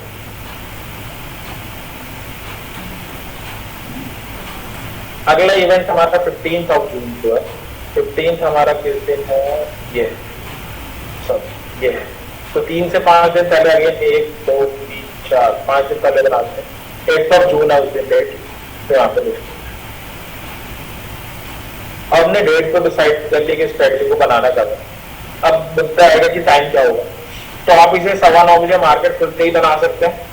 अगर मार्केट खुलते ही निफ्टी जिसमें भी आप बना रहे हो बहुत तेजी से मूव कर रही है और आपके हाथ इतनी तेजी से नहीं चलते कि आप कॉल पुट दोनों बाय कर पाओ, कोई प्रॉब्लम नहीं है। पेशेंस रखो। 9:30 पौने 10 10 सवा 10 कभी तो मार्केट स्टेबल हो तब आप इसे बना सकते हो। लेकिन ये आपको इंश्योर करना है कि मार्केट खुलने के बाद एज सून एज पॉसिबल बना लें। ठीक है, तो एज सून एज पॉसिबल आपको बना लेते।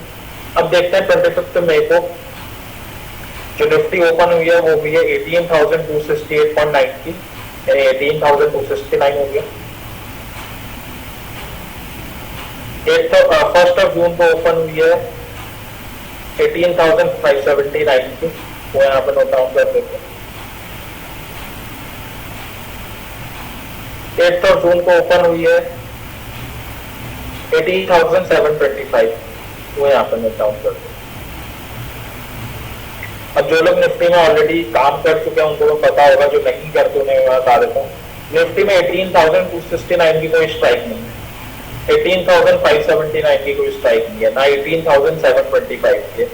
50 पॉइंट्स के डिफरेंस पे 18,250 है, फिर 300 है, फिर 350 है, फिर 400 है, so on। तो जब एग्जैक्ट स्ट्राइक अवेलेबल नहीं होती, जो पास वाली होती है, हम एट द मनी मान सकते हैं। तो 18,269 के पास कौन सी है, 18,250 है, तो वो हमारे इस केस में एट द मनी हो जाएगी। तो हमें इसे बाय करना है और हमें इस पुट को बाय करना है।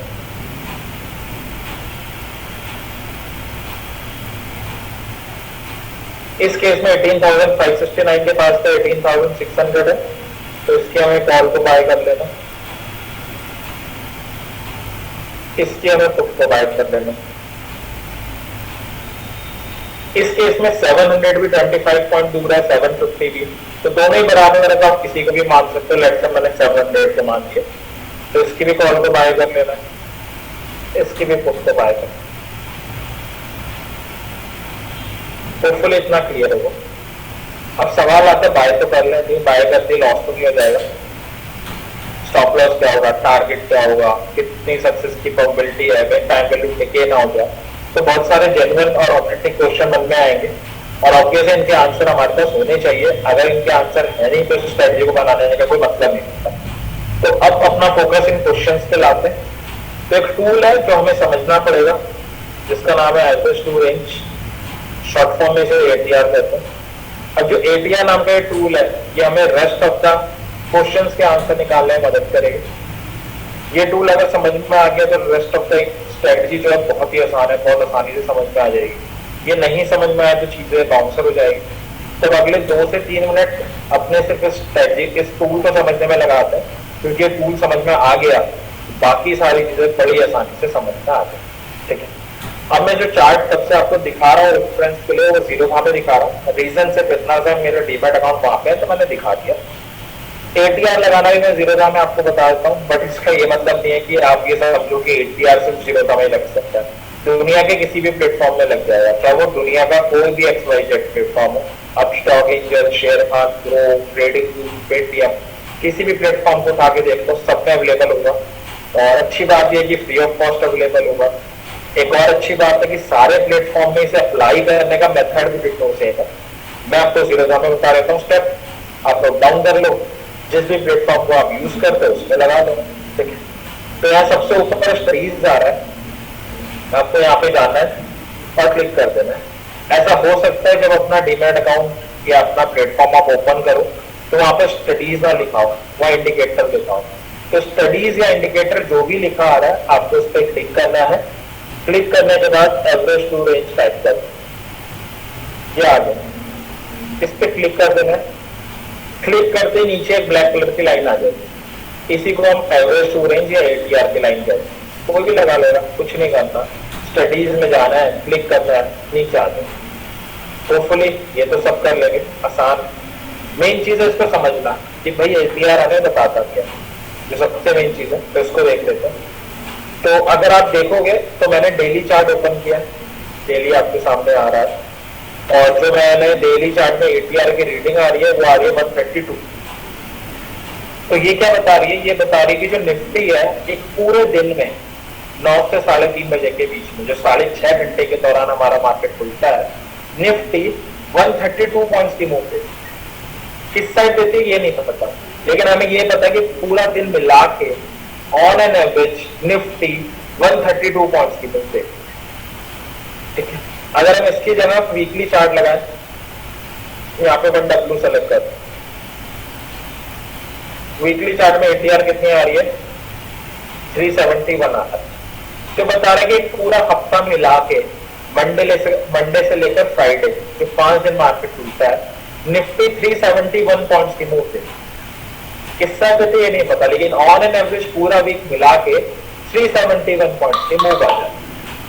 यानी एटीआर हमें बता रहा है कोई भी चीज उस पर्टिकुलर टाइम फ्रेम में ऑन एन एवरेज कितना मूव करती है। तो 371 की एटीआर है, मतलब जो निफ्टी है वो पूरा हफ्ता मिला के 371 पॉइंट्स की मूव देगी। होपफुली इतना आपको क्लियर होगा। एटीआर को समझना बहुत जरूरी है, हो सकता है किसी को स्टिल ना क्लियर है, तो मैं काम करता हूँ, एक स्मॉल एग्जांपल ले लेता हूँ और एक बार चीजें दोबारा समझा देता हूँ और फिर हम आगे बढ़ेंगे। तो लेट्स से मान लेते हैं कोई स्टॉक है 100 रुपीज का, इसकी वीकली एटीआर है 10 रुपीज की। अब इसका क्या मतलब है? इसका मतलब है कि जो 100 रुपए वाला शेयर है पूरे हफ्ते में 10 रुपए की मूव देता है। यानी ऐसा हो सकता है वीक स्टार्टिंग में 100 का हो, वीक एंड होते होते 110 का हो। ऐसा हो सकता है वीक स्टार्टिंग में 100 का हो, वीक एंड होते होते 90 का हो। ऐसा हो सकता है वीक स्टार्टिंग में 100 का हो, ऊपर 105 जाए, नीचे 95 आ जाए, तो भी इसमें 10 रुपए की मूव देती। ऐसा भी हो सकता है कि ऊपर 108 जाए, नीचे 98 आ जाए, तो भी इसमें 10 रुपए की मूव देती। ऐसा भी हो सकता है ऊपर 102 जाए, नीचे 92 आ जाए, तो भी इसमें 10 रुपए की मूव देती। तो ऐसे बहुत सारे परमोटेशन कॉम्बिनेशन यहाँ पे बन सकते हैं। मैंने 5 आपको बना के दिखाया, बाकी आप खुद समझदार हो, कॉपी पेन आपके पास होंगे, आप खुद बना के ट्राई टेस्ट आउट कर सकते हो, जो काफी अच्छी आदत है। तो 10 रुपए की वीकली एटीआर का मतलब है पूरे हफ्ते में 10 रुपए की मूव आएगी। किस साइड आएगी ये नहीं पता। तो पहली चीज तो हमें ये समझनी, एक और चीज है जो बस समझनी है कि जो एटीआर है अगर हम उसका आधा निकालें, 10 रुपए के एटीआर उसका आधा कितना होता है? 5 रुपए होता है, ठीक है। 5 रुपए की मूव अगर ये शेयर साइडवेज हो गया, रेंज बाउंड हो गया, फंस गया, रो गया, तो भी आ जाए। आप देख सकते हो इस केस में 5 रुपए की मूव ऊपर आई है, इस केस में नीचे आएगी, इस केस में ऊपर नीचे दोनों साइड आई है, इस केस में ऊपर आई है, इस केस में नीचे आई है। तो हमें 2 चीजें समझनी है सिंपल सी। पहली चीज है कि 10 रुपए की वीकली एटीआर का मतलब है कि पूरे हफ्ते में 10 रुपए की मूव आई। दूसरी चीज, जो भी हमारी एटीआर है अगर हम उसका आधा निकालें, इस केस में एटीआर 10 रुपए, इसका आधा 5 रुपए। अगर मार्केट साइडवेज हो जाता है, रेंज बाउंड हो जाता है, फंस जाता है, तो भी एटलीस्ट 5 रुपीज की मूव तो आई जाए। ये दोनों फैक्ट मैंने आपको 5 परमुटेशन एंड कॉम्बिनेशन बना के समझाया। बाकी आप डिफरेंट कॉम्पोज बना सकते हो और खुद से ट्राई एंड टेस्ट आउट कर सकते हो कि 10 रुपए की वीकली एटीआर का मतलब है पूरे हफ्ते में 10 रुपए की मूव आएगी, और जो भी इसका आधा है, 10 का आधा 5 होता है, 5 की मूव तो एटलीस्ट आधी आ गई। होपफुली ये दोनों पॉइंट क्लियर हो गए। अब चलते अपने एग्जाम्पल की तरफ। 3 सिंपल से स्टेप बचे हैं, वो कर लेते हैं। तो सबसे पहले हमें वीकली एटीआर को नोट डाउन करना है। अभी हमने देखा भी था, मैं दोबारा दिखाता हूँ। वीकली एटीआर निफ्टी की है 371 पॉइंट्स। आप देख सकते हो 371 पॉइंट्स की वीकली एटीआर यहाँ पे हमें नोट डाउन कर देते। अगर हम इसका आधा निकालें तो 371 का आधा कितना होता है? 371 का आधा होता है 371 डिवाइडेड बाय 2, तो 185.5 होता है। 185 के ऊपर अब इससे हमें क्या पता चल रहा है, ये तो मैं डाटा बता देंगे कि निफ्टी है ये पूरे हफ्ते में 371 पॉइंट्स की मूव दे देती है, और अगर मार्केट साइडवेज हो जाए, रेंज बाउंड हो जाए, तो एटलीस्ट 185 पॉइंट की मूव तो दे देती है। बड़ा ही लॉजिकल सा डाटा है अगर आप ये देखोगे तो, क्योंकि जो लोग निफ्टी में काम करते हैं उन्हें पता ही है कि अगर मार्केट मूड में आ जाए तो 185 पॉइंट की मूव तो एक दिन में दे देती है, फ्राइडे को भी देती है। तो बड़ा ही लॉजिकल सा डाटा। अब नॉर्मल सिनेरियो में 50% की मूव आ जाती है। दो इवेंट है, वीकली एक्सपायरी है, जॉब डाटा है, वीकली एक्सपायरी है, आरबीआई पॉलिसी है, वीकली एक्सपायरी है, फेड पॉलिसी है। अब मैं ये एक्सपेक्ट नहीं कर रहा कि मार्केट 10% राइज हो जाएगी या 10% फॉल हो जाएगी, ये तो नहीं हो सकता। लेकिन ये भी नहीं हो सकता कि मार्केट एक जगह पे रुकी रहे, कुछ तो मूव देगी। 0.5%, 1%, 1.5%, 2%। एक इवेंट पे नहीं देगी तो दूसरे पे देगी, कुछ तो मूव देगी। इसलिए हमेशा इस स्ट्रेटजी में हम एक बफर देके चलते हैं कि 50% की मूवमेंट नॉर्मल सिनेरियो में आ जाती है, दो इवेंट है, तो हमेशा इसमें हमें 20% का बफर लेना है।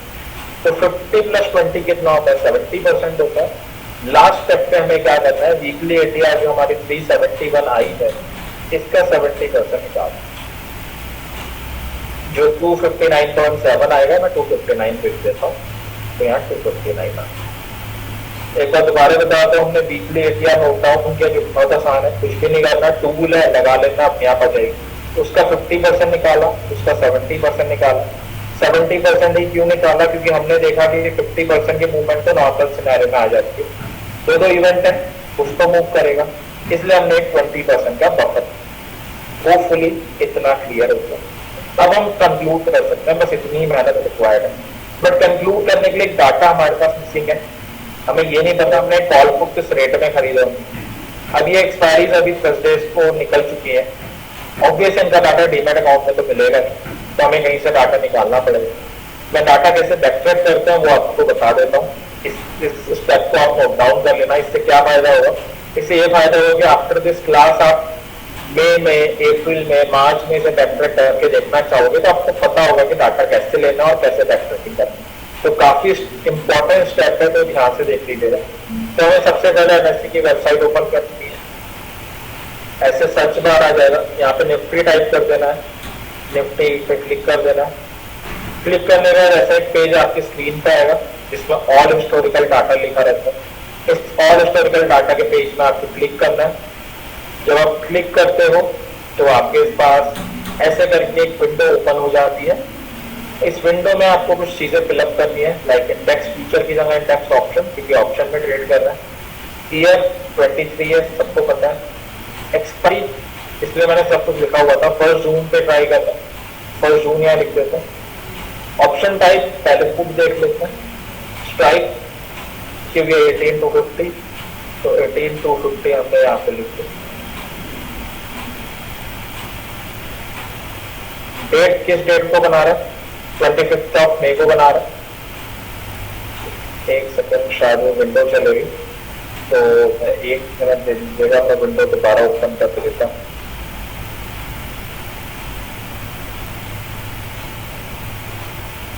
तो दोबारा एक बार कर लेते हैं, क्योंकि सब विंडो क्लोज हो गई थी। और हिस्टोरिकल डाटा में जाना है तो आपके सामने ये पेज ओपन हो जाएगा। और इस पेज में क्या फिर आपको इनपुट करना है, इंडेक्स ऑप्शन, ईयर 2023, एक्सपायरी 1 जून, ऑप्शन में पुट, स्ट्राइक में 18 to 50, और आप देख भी सकते हैं 1 जून है और 18 to 50 है। कब बना रहे हैं? 25 मई को, तो यहाँ पे 25 बाय डिफॉल्ट वही है। यहाँ पे मैं 1 जून सेलेक्ट कर, सब डाटा वही है और फिल्टर कर दें। जब वो फिल्टर करोगे ऐसे करके आपके पास डाटा आ जाता है। तो दिखा रहा है 25 मई को जो पुट है 90 रुपीज 95 पैसे की ओपन हुई है, यानी 91 की ओपन हुई है। अब 91 की ओपन हुई है, 91 में तो बाय नहीं होगी, 2-4 रुपए ऊपर नीचे सनी से हो जाता है, ऑब्वियस है। तो मान के चलते हैं कि लेट्स से चलो हमने इसे 100 पे बाय कर दिया। अब इतना भी महंगा बाय नहीं करेंगे, बट ठीक है, एक्सट्रीम डाटा लेकर चलते हैं कि एक्सट्रीम में अगर स्ट्रेटजी सही हो गई तो ओरिजिनल में तो हो ही जाएगी। 91 की ओपन हुई थी, बट लेट से मान लेते हैं कि हमने इसे 9 रुपए महंगा बाय किया। अब अगेन यहाँ पे जाना है हमें और पुट की जगह कॉल को ऑप्ट करना है। स्ट्राइक में अगेन 18 to 50 ऑप्ट करना है। बाकी डाटा आप देख सकते हो एग्जैक्ट सेम है और फिल्टर कर देना है। डाटा आ गया आपके सामने, ये दिखा रहा है 145 रुपीज की ओपन हुई है कॉल, 145 की ओपन हुई है तो 150 मान लेते हैं। तो कॉल हमारी लेट से 150 की हमने बाय करी है, पुट 100 की बाय करी है, यानी जो टोटल प्रीमियम हमने पे किया वो 250 रुपीज पर शेयर। बस इतनी एनालिसिस करनी है और हम कंक्लूड कर सकते हैं। फर्स्ट टूल क्या कहता है कि अगर टोटल प्रीमियम जो हम पे कर रहे हैं वो 50% ऑफ द एटीआर से कम, मतलब दो इवेंट है, उसके बाद भी मार्केट हमें 50% से कम एटीआर मांग रहा है, ये सबसे आइडियल सिनेरियो होता है स्ट्रेटजी को बनाने का। जो एक्यूरेसी हम एक्सपेक्ट कर सकते हैं वो 90 से 95% के अराउंड कर सकते हैं, सबसे आइडियल सिनेरियो स्ट्रेटजी को बनाने का।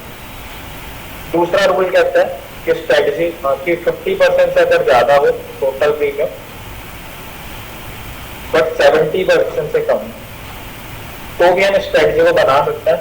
Only disadvantage is accuracy drop हो जाती है, बट 80 से 85% is also a very decent accuracy में स्टॉक मार्केट।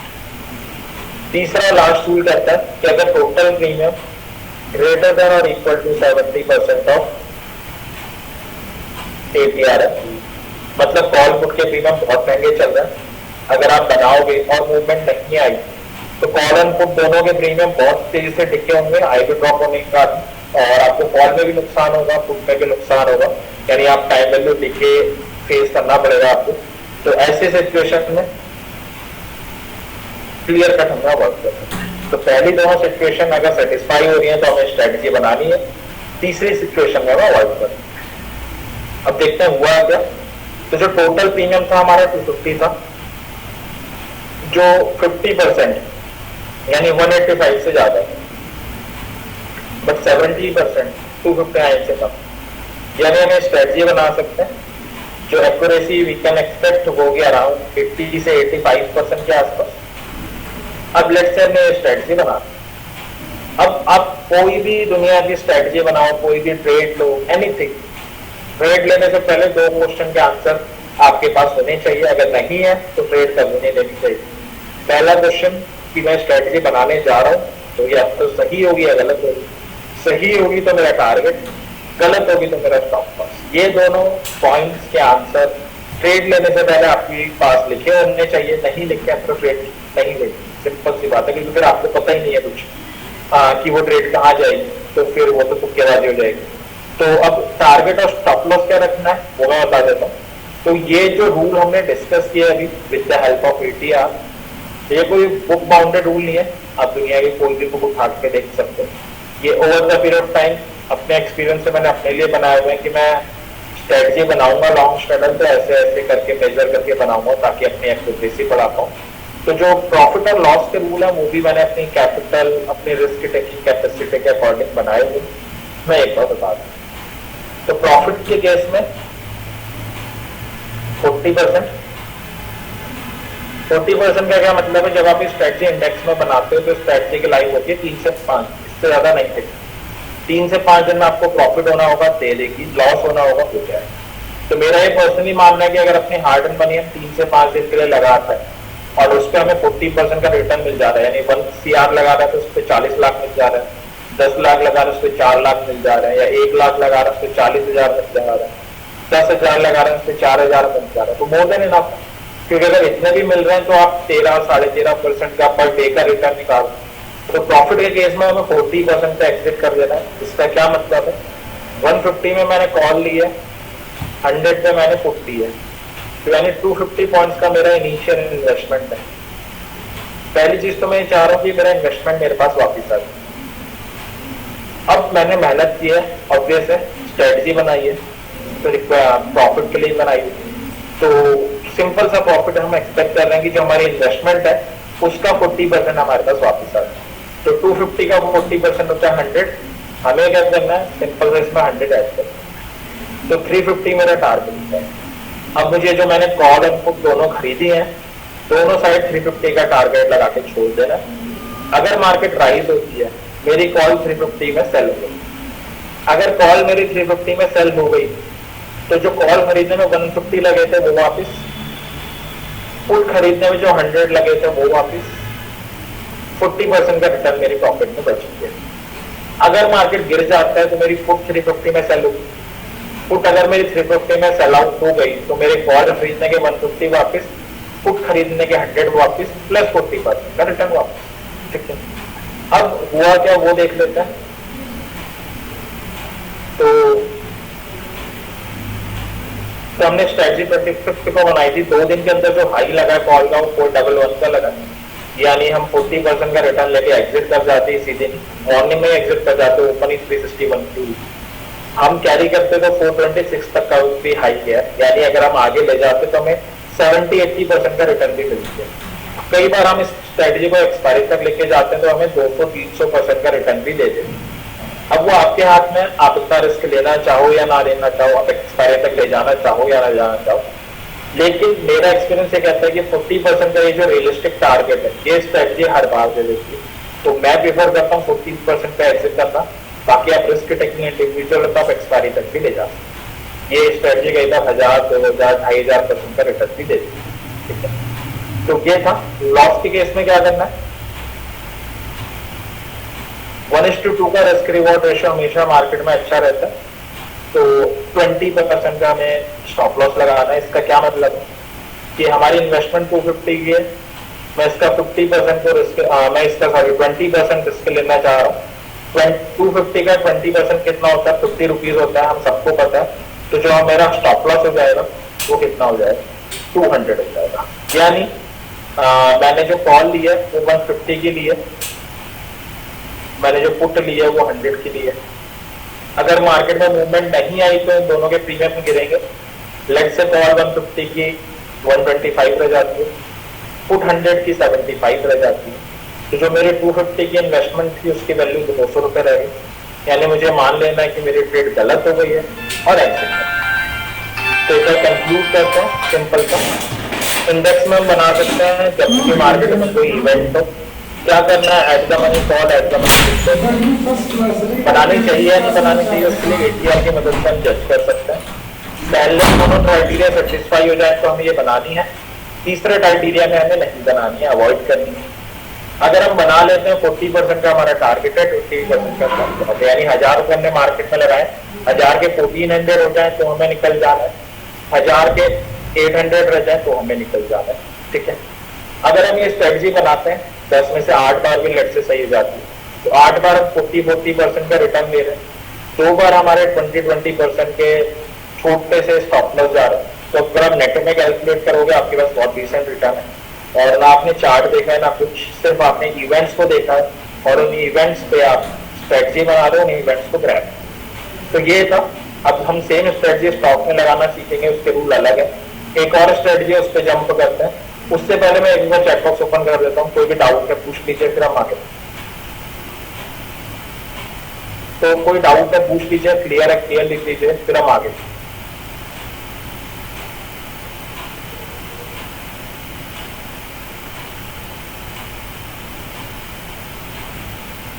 तो भाई जो भी डाउट हो आपको जो भी क्वेरीज हो रिगार्डिंग स्ट्रेटेजी, मैंने आपको काफी अच्छी स्ट्रेटेजी बताई इसमें काफी रूम से। तो जो भी डाउट हो फटाफट से आप एक बार चैट बॉक्स में पूछ दीजिए। जिन भी लोगों के हमें जरूरत हो सीधा पता कि हमें वापस काम कर लीजिए, आगे एक और अच्छी स्ट्रेटेजी आने वाली है। तो आप लोग फटाफट अटेंडर रहिए ताकि आगे जो भी चीजें आने वाली हो काफी डाउट भी आ रहे हैं। एक शिवम जी ने डाउट पूछा भी है कि आप कितना प्रॉफिट बना लेते हैं मंथ में, तो एक बार वो भी टेक्निकल लीजिएगा। काफी और डाउट भी आए हैं। मैं ऐसे डाउट हर वेबिनार में आता हूँ, लिटरली मैं इस डाउट्स का आंसर दे देकर बोर भी हो चुका हूँ। इसका आंसर भी ले लेंगे। पहले जो कुछ नॉर्मल डाउट्स हैं उनको ले लेते हैं। जीरोधा में एटीआर कहाँ देखना है, तो ऊपर स्टडीज या इंडिकेटर आएगा, यहाँ पे जाना है, एवरेज टू रेंज टाइप करना है, आ जाएगा, नीचे आ जाएगा। एक डाउट ये था। ट्रेड इवेंट के दिन करना है, उससे पहले इवेंट से 3 से 5 दिन पहले बनानी है प्रत्येक से, और भी लूज मनी ओनली केस में। यस महेश, अगर मार्केट में मूव नहीं आई तो आपको लॉस हो जाएगा। 20% का छोटा सा स्टॉप लॉस है, वो आपका हिट हो जाएगा, आप मार्केट से बाहर आ जाओ। इसके बाद to rely on ATR advance.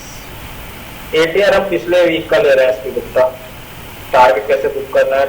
Target Galaxy आपने 1000 रुपए लगाए, 1000 के 1400 बन जाए तो निकल जाना है, यानी 40% के रिजल्ट। इसके बाद दोनों स्टॉप लॉस हो जाए, तो दोनों का स्टॉप लॉस नहीं हो सकता दीपक, कंबाइंड में लगाना है स्टॉप लॉस। 1000 रुपए लगाए, 1000 के 800 रुपए रह जाए तो एग्जिट कर देना। बिल्कुल अपने बैंक निफ्टी में भी कर सकते हैं।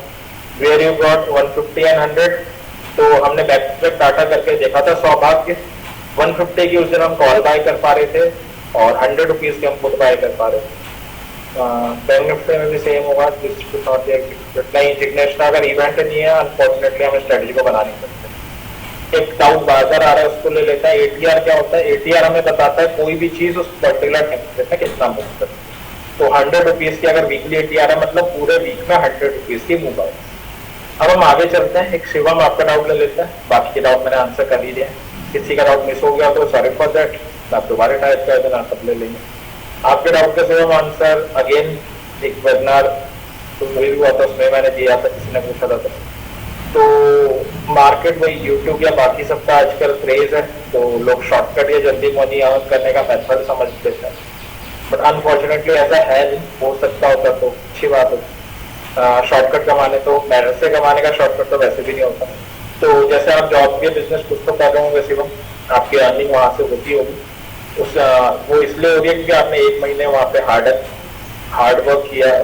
तो सेम ऐसी मार्केट है, ये प्लेटफॉर्म है जहाँ पे आप चीज़ों को लॉजिकली अप्लाई करते हो। जैसे हमने जो स्ट्रेटजी सीखी, स्टेप वाइज सीखी, एक एक स्टेप लॉजिकल था, तो आप एक डिसेंट रिटर्न निकाल सकते। ऑब्वियस है वो डिसेंट रिटर्न हर ट्रेडर का अलग अलग ही होता है। तो जो मेरी एक्सपेक्टेशन रहती है, मेरी एक्सपेक्टेशन 18 से 20% की रहती है मंथली। इतना भी आ रहा है तो 5 से 6 महीने में क्या आपकी कैपिटल लेवल हो जाती है। तो एक बार मैं दिखा देता हूँ, फिर आगे बढ़ते। तो ये वाला जो $0 अकाउंट है, मैं यूजुअली डेरिवेटिव मार्केट के लिए यूज करता हूँ, फ्यूचर एंड ऑप्शंस के लिए। मेरे फेवरेट स्टॉक्स के फ्यूचर है और निफ्टी बैंक निफ्टी है। तो कुछ ट्रेड्स करी होंगी, तो लास्ट में कुछ ट्रेड्स करी हैं, कुछ फ्यूचर्स में करी हैं, कुछ ऑप्शंस में करी है, डिसेंट प्रॉफिट आया। कुछ स्विंग ट्रेड्स करी होंगी शेयर्स में, तो डिसेंट प्रॉफिट उसमें आया। तो वही अराउंड 12 के आसपास का प्रॉफिट आया।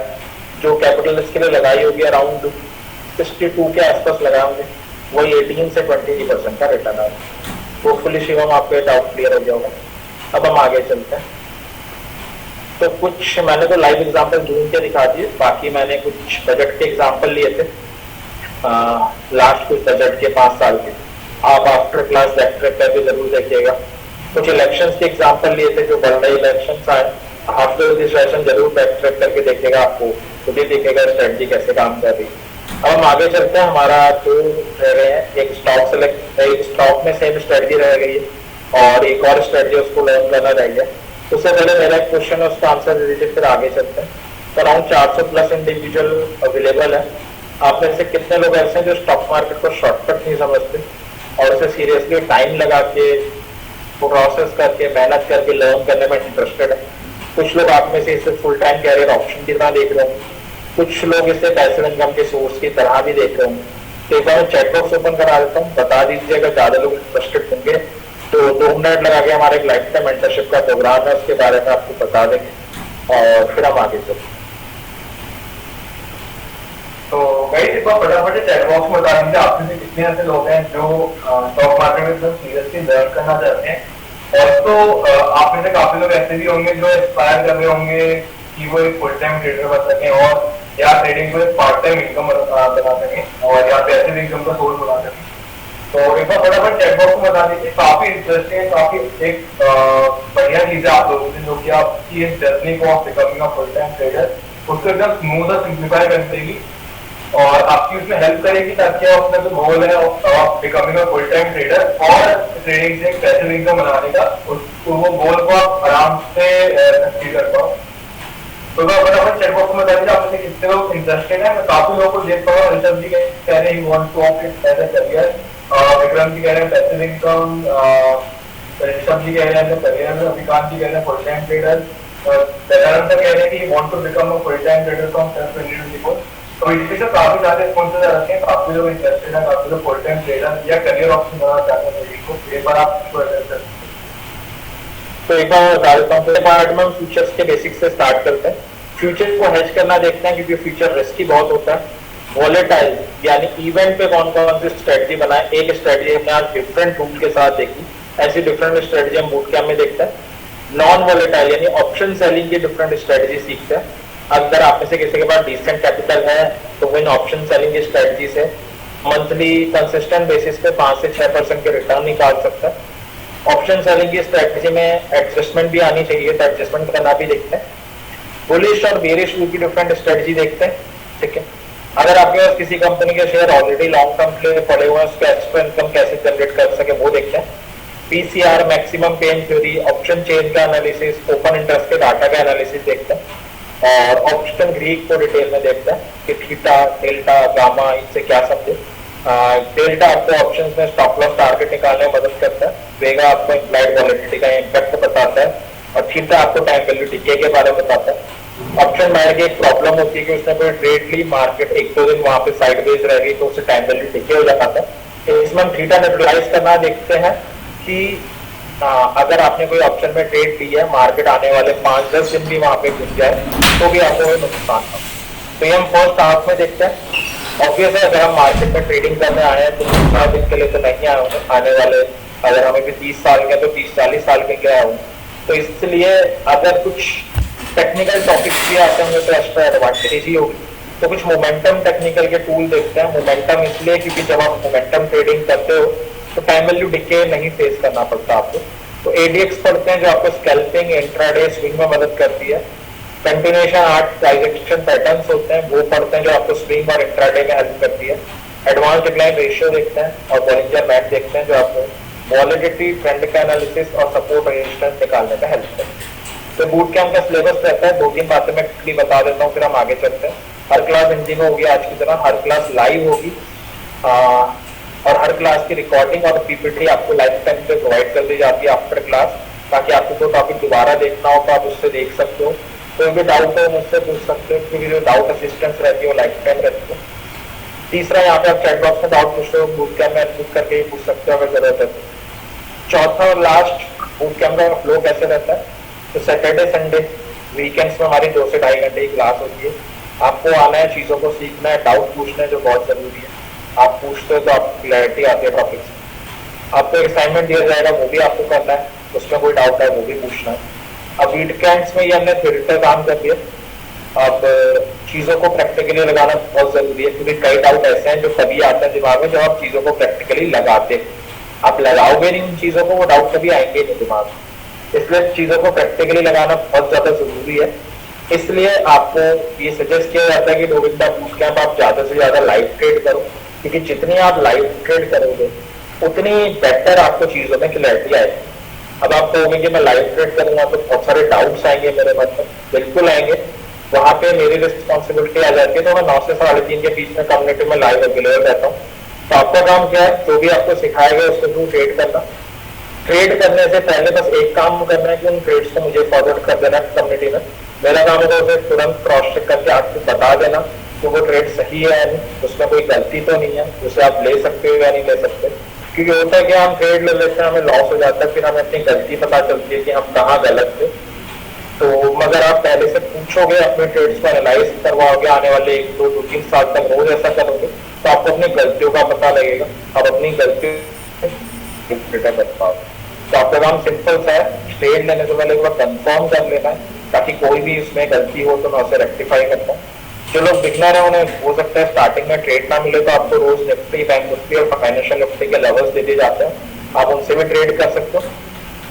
आपको पता रहेगा मार्केट कहाँ खुलने वाली है, क्या सपोर्ट है, क्या रेजिस्टेंस है, कहाँ पे कॉल बाय करे, कहाँ पे पुट, क्या स्टॉप लॉस होगा, क्या टारगेट होगा। हर हफ्ते 8 से 10 स्टॉक बता दिए जाते हैं, आप उसमें भी ट्रेड कर सकते हो। तो जो लेवल्स और स्टॉक आपको दिए जा रहे हैं, अगर आप उसमें भी ट्रेड कर लोगे श्योरली आपको प्रॉफिट हो जाएगा। बट इंडिपेंडेंट होना बहुत जरूरी है, इसलिए आपको सिखाया भी जा रहा है ताकि आप सीख के इंडिपेंडेंटली ऑप्शन ट्रेडिंग कर सकें। तो सिंपल से आना है, सीखना है, कोई भी डाउट है वो पूछना है और खूब सारी लाइव ट्रेड करनी है। बस लाइव ट्रेड करने से पहले मुझसे कंफर्म कर लेना है, और जो असिस्टेंस है डाउट में वो लाइफ टाइम रहेगी, जो असिस्टेंस रिकॉर्डिंग में वो लाइफ टाइम रहेगी, और जो लाइव ट्रेडिंग में जो असिस्टेंस है ये भी लाइफ टाइम रहेगी। कैसे रहेगी मैं दिखा देता हूँ। उससे पहले एक बार चैट बॉक्स में बता दीजिएगा, ज्यादा लोग इंटरेस्टेड होंगे तो सूर्यांश आपको बाकी डिटेल बता देंगे और फिर हम आगे चलते हैं। तो भाई देखो फटाफट से चैट बॉक्स में बता दीजिए आप मुझे कितने लोग इंटरेस्टेड हैं इस बूट कैंप के साथ आके इसके मेंटरशिप में आके सीखने के लिए। और जैसे कि sir right time live trading का इंपॉर्टेंस बता रहे थे, तो मेरा एक क्वेश्चन है आप लोगों से। एक सिचुएशन अज्यूम करते हैं, ध्यान से सुनिएगा क्वेश्चन को। एक सिचुएशन अज्यूम करते हैं जिसमें आपको स्विमिंग सीखनी है, ठीक है। अब आपके पास 2 ऑप्शन है, या तो आप पहले ऑप्शन में या तो यूट्यूब पे जाओ, यूट्यूब पे आप स्विमिंग के ट्यूटोरियल देखो, ठीक है, जाके बुक्स पढ़ो स्विमिंग से रिलेटेड, और आप प्लस स्विमिंग को एकदम थ्योरेटिकली सीख लो, ठीक है। और सेकंड तरीका है कि आप एक इंस्ट्रक्टर के पास जाओ जो 15 से 20 साल का एक्सपीरियंस उनको स्विमिंग है, और उनके साथ जाके आप पूल में जाके स्विमिंग सीखो। तो which option will you prefer, second option या फर्स्ट ऑप्शन? एक बार फटाफट चैट बॉक्स में डाल दीजिए। काफी सिंपल क्वेश्चन था। एसपी सर कह रहे हैं सेकंड, ऋषभ सेकंड कह रहे हैं, रविकांत पाटिल सर भी सेकंड कह रहे हैं, बिकॉज पंकज सर भी सेकंड कह रहे हैं। Obviously because swimming is a practical चीज है, आप उसको वीडियो देख के आप बुक पढ़ के आप नहीं सीख सकते। सिमिलर फॉर ट्रेडिंग, आप में से काफी लोग भी होंगे जो यूट्यूब पे जाते होंगे, यूट्यूब पे ऐसे ट्यूटोरियल देखते होंगे रिलेटेड टू ट्रेडिंग, या कोई स्ट्रेटेजी देखी उन्होंने यूट्यूब पे जाके उन्होंने अप्लाई कर दिया, या टेलीग्राम ग्रुप्स भी होने लगे आजकल काफी, जो आपको टिप्स देते हैं, आप पैसा लगाते हो, तो आप उन टिप्स पे यूज करके ट्रेडिंग करते हो। तो ये तो जो लोग ये चीज फॉलो करते हैं ना, काफी बड़ी मिस्टेक कर रहे हैं, बिकॉज जैसे स्विमिंग है, trading is practical skill. Market में ना हो तो खुद आप जाके लाइव ट्रेड में लो, खुद एग्जीक्यूशन जब तक आप नहीं करोगे तब तक आप बेसिकली ट्रेडिंग नहीं सीख पाओगे। एंड फिर वही कभी प्रॉफिट का बहुत ज्यादा लॉस होता है, तो सीरीज चलता रहता है, हर ट्रेडिंग का तो चलता है। तो इसीलिए ये जो बूट कैंप है, ये हमने इसीलिए स्पेसिफिकली डिजाइन किया है कि 3 पार्ट में। पहले पार्ट में आपको जो कॉन्सेप्ट होंगे सारे मैंने मेंशन किए, वो आपको लाइव सिखाएंगे। अभी की क्लास में को आपके पास एक्सेस नहीं है एडमिट करके बात करने का, पर बूट कैंप में आप डायरेक्टली अपना माइक ओपन करके सर से अपने डाउट वर्बली पूछ सकते हैं, बस एक करके तो आपके डाउट एड्रेस करते हैं। अब लाइव क्लास में ही इतना एम्फेसिस क्यों है? बिकॉज वी बिलीव की रिकॉर्डिंग जो होती है, रिकॉर्डिंग से आप इतना नहीं सीख पाते आज में ट्रेडिंग, जितना आपको लाइव क्लास में एक कोच, एक टीचर, एक मेंटर के साथ बैठ के मिलता है।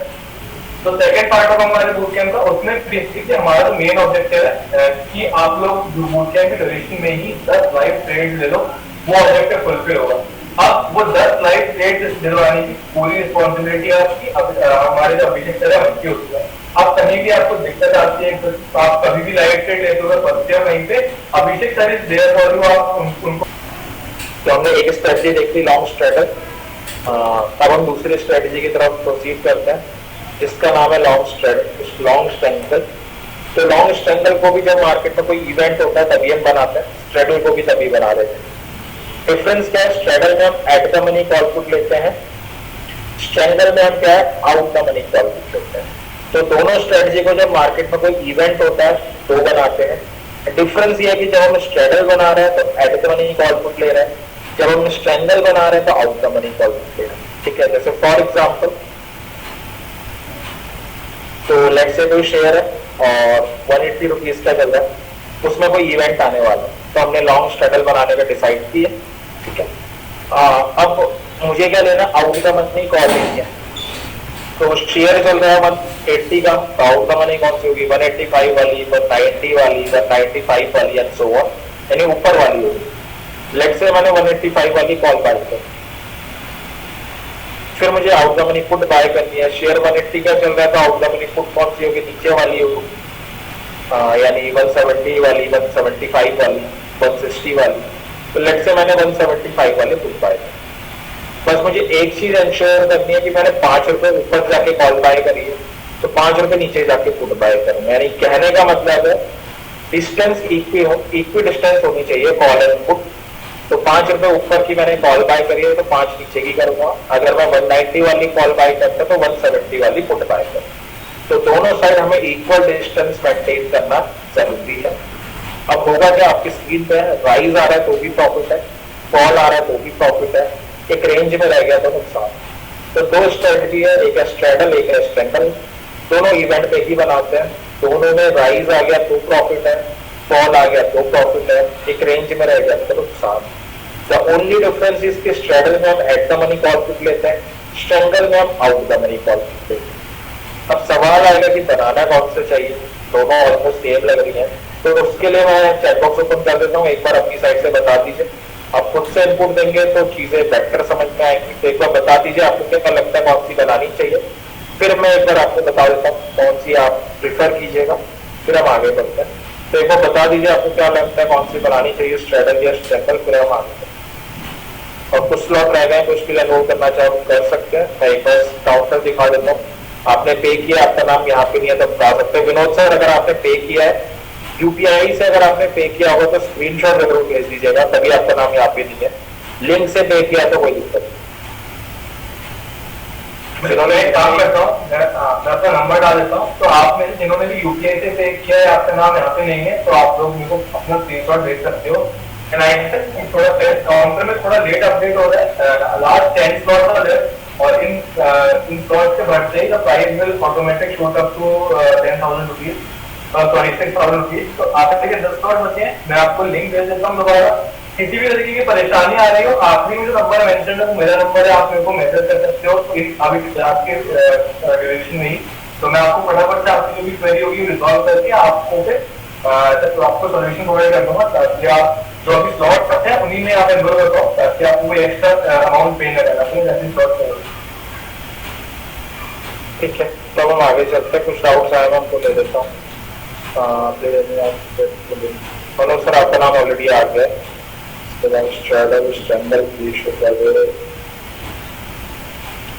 तो काफी लोगों ने स्ट्रैडल, किसी ने स्ट्रैंगल को बताया। सब एक बार देख लेते हैं। तो दो स्ट्रेटजी हमने पढ़ी, एक पढ़ी लॉन्ग स्ट्रैडल, एक पढ़ी हमने लॉन्ग स्ट्रैंगल।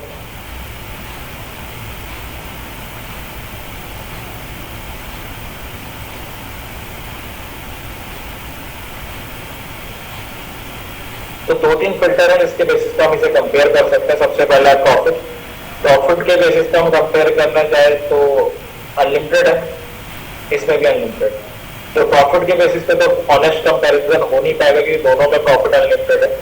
लॉस के बेसिस पे कंपैरिजन करें तो स्ट्रैंगल में 8 पॉइंट्स का रिस्क है, स्ट्रैडल में 10 पॉइंट्स का रिस्क है।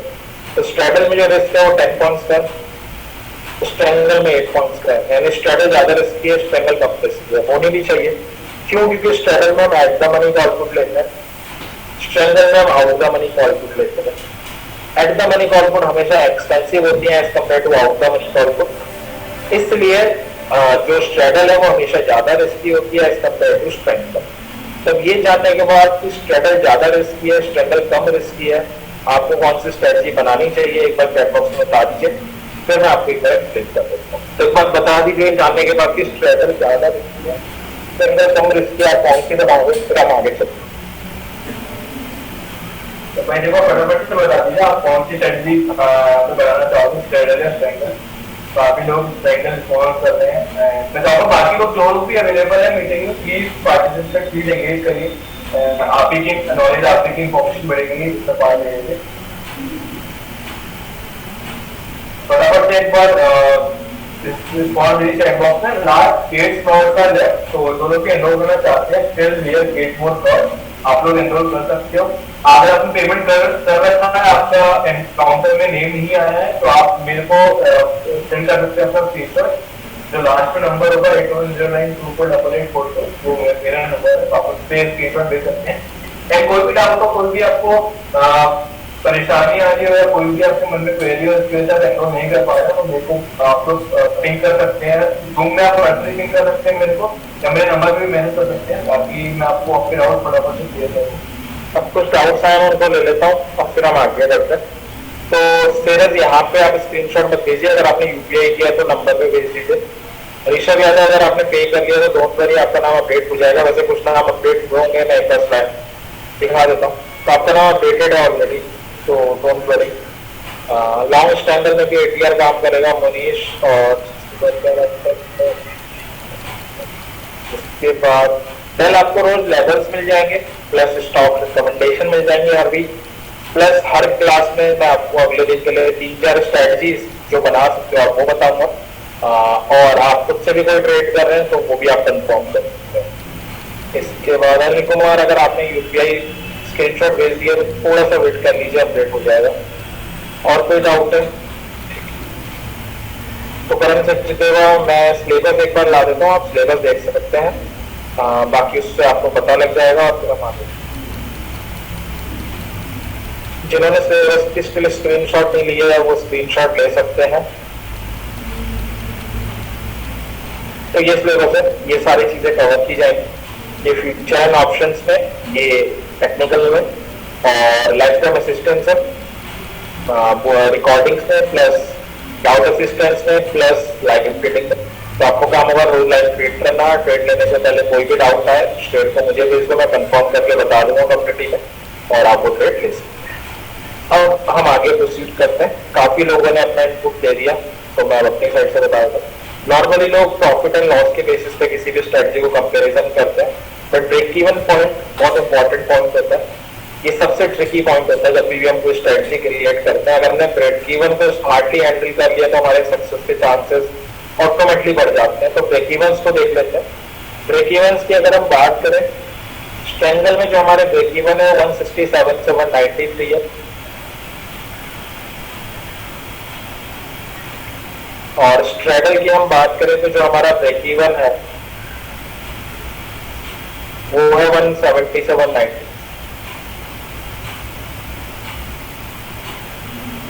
तो स्ट्रेडल में 190 के ऊपर निकलने में प्रॉफिट होगा, स्ट्रेंगल में 193 के नीचे होगा, स्ट्रेंगल में 170 के नीचे प्रॉफिट होगा, स्ट्रेंगल में 167 के नीचे प्रॉफिट होगा। तो दोनों साइड 3-3 रुपए की मूव एक्स्ट्रा चाहिए। अब आपको अगर 3 रुपए होते क्या, 3 रुपए 180 वाला शेयर है तो उसके 1.5% होता है, यानी दोनों साइड 1.5% की मूव एक्स्ट्रा चाहिए।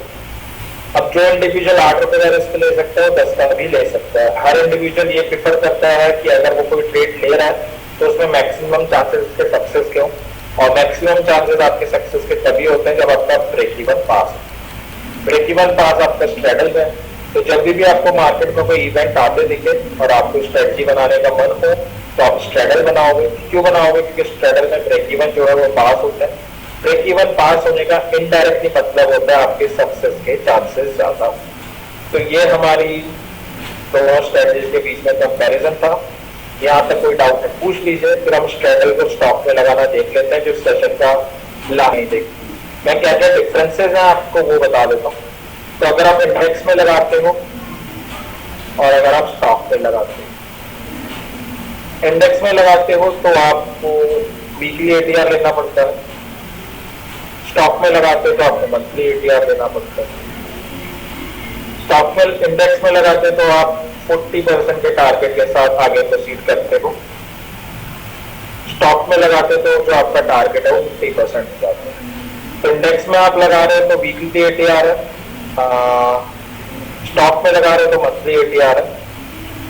इंडेक्स में लगा रहे हो तो जो टारगेट है वो 40% है, स्टॉक में लगा रहे हो तो टारगेट 50% है। ठीक है, ये दो डिफरेंसेस हैं जो हमें फॉलो करना है। एक और तीसरा डिफरेंस है वो ये कि जब हम इंडेक्स में लगाएंगे तो हमारा स्टॉप लॉस 20% का होगा, और जब स्टॉक में लगाएंगे तो हमारा स्टॉप लॉस 25% का होगा। तो 3 डिफरेंसेस हैं जो हमें फॉलो करना है। सबसे पहला, इंडेक्स में लगा रहे तो वीकली एटीआर और स्टॉक में लगा रहे तो मंथली एटीआर। इंडेक्स में लगा रहे तो 40% का टारगेट, स्टॉक में लगा रहे तो 50% का टारगेट, और इंडेक्स में लगा रहे थे 20% का स्टॉप लॉस, स्टॉक में लगा रहे थे 25% का स्टॉप लॉस। तो हम कंक्लूड करें, हमने 2 स्ट्रेटजी पढ़ी, एक स्ट्रेडल एक स्ट्रेंगल। दोनों को हम इवेंट पे बनाते हैं, और बनाने स्ट्रेडल है क्योंकि उसमें ब्रेक इवन पास होते हैं तो सक्सेस के इनडायरेक्टली चांसेस ज्यादा होते हैं। हम इन स्ट्रेटजीज को स्टॉक में भी लगा सकते हैं, ऑप्शंस में भी लगा सकते हैं। अगर हम स्टॉक में लगाने जाते हैं 3 डिफरेंसेस है जो हमें फॉलो करना है, बाकी सारी प्रोसेस एग्जैक्टली सेम है। तो आज की कंटेंट है, इसमें कोई डाउट है पूछ लीजिए, और उसके बाद हम क्या करते हैं एंड करते हैं। बाकी मैं एनरोलमेंट काउंटर दिखा देता हूँ, अगर किसी का नाम स्टिल नहीं है, कोई भी मन में डाउट है आप लोग पूछ सकते हो, एनरोल कर सकते हो। 10 कॉल्स नॉट एक्सटेंड हुए ऊपर में। Thanks, my friends. Enjoy of the knowledge provided by Sri Rajendra Prasad Tripathi through YouTube channel 4X My School. Subscribe this channel by switching on the well icon and sharing with all relative. Comments on any topic are welcomed by the 4X My School just now.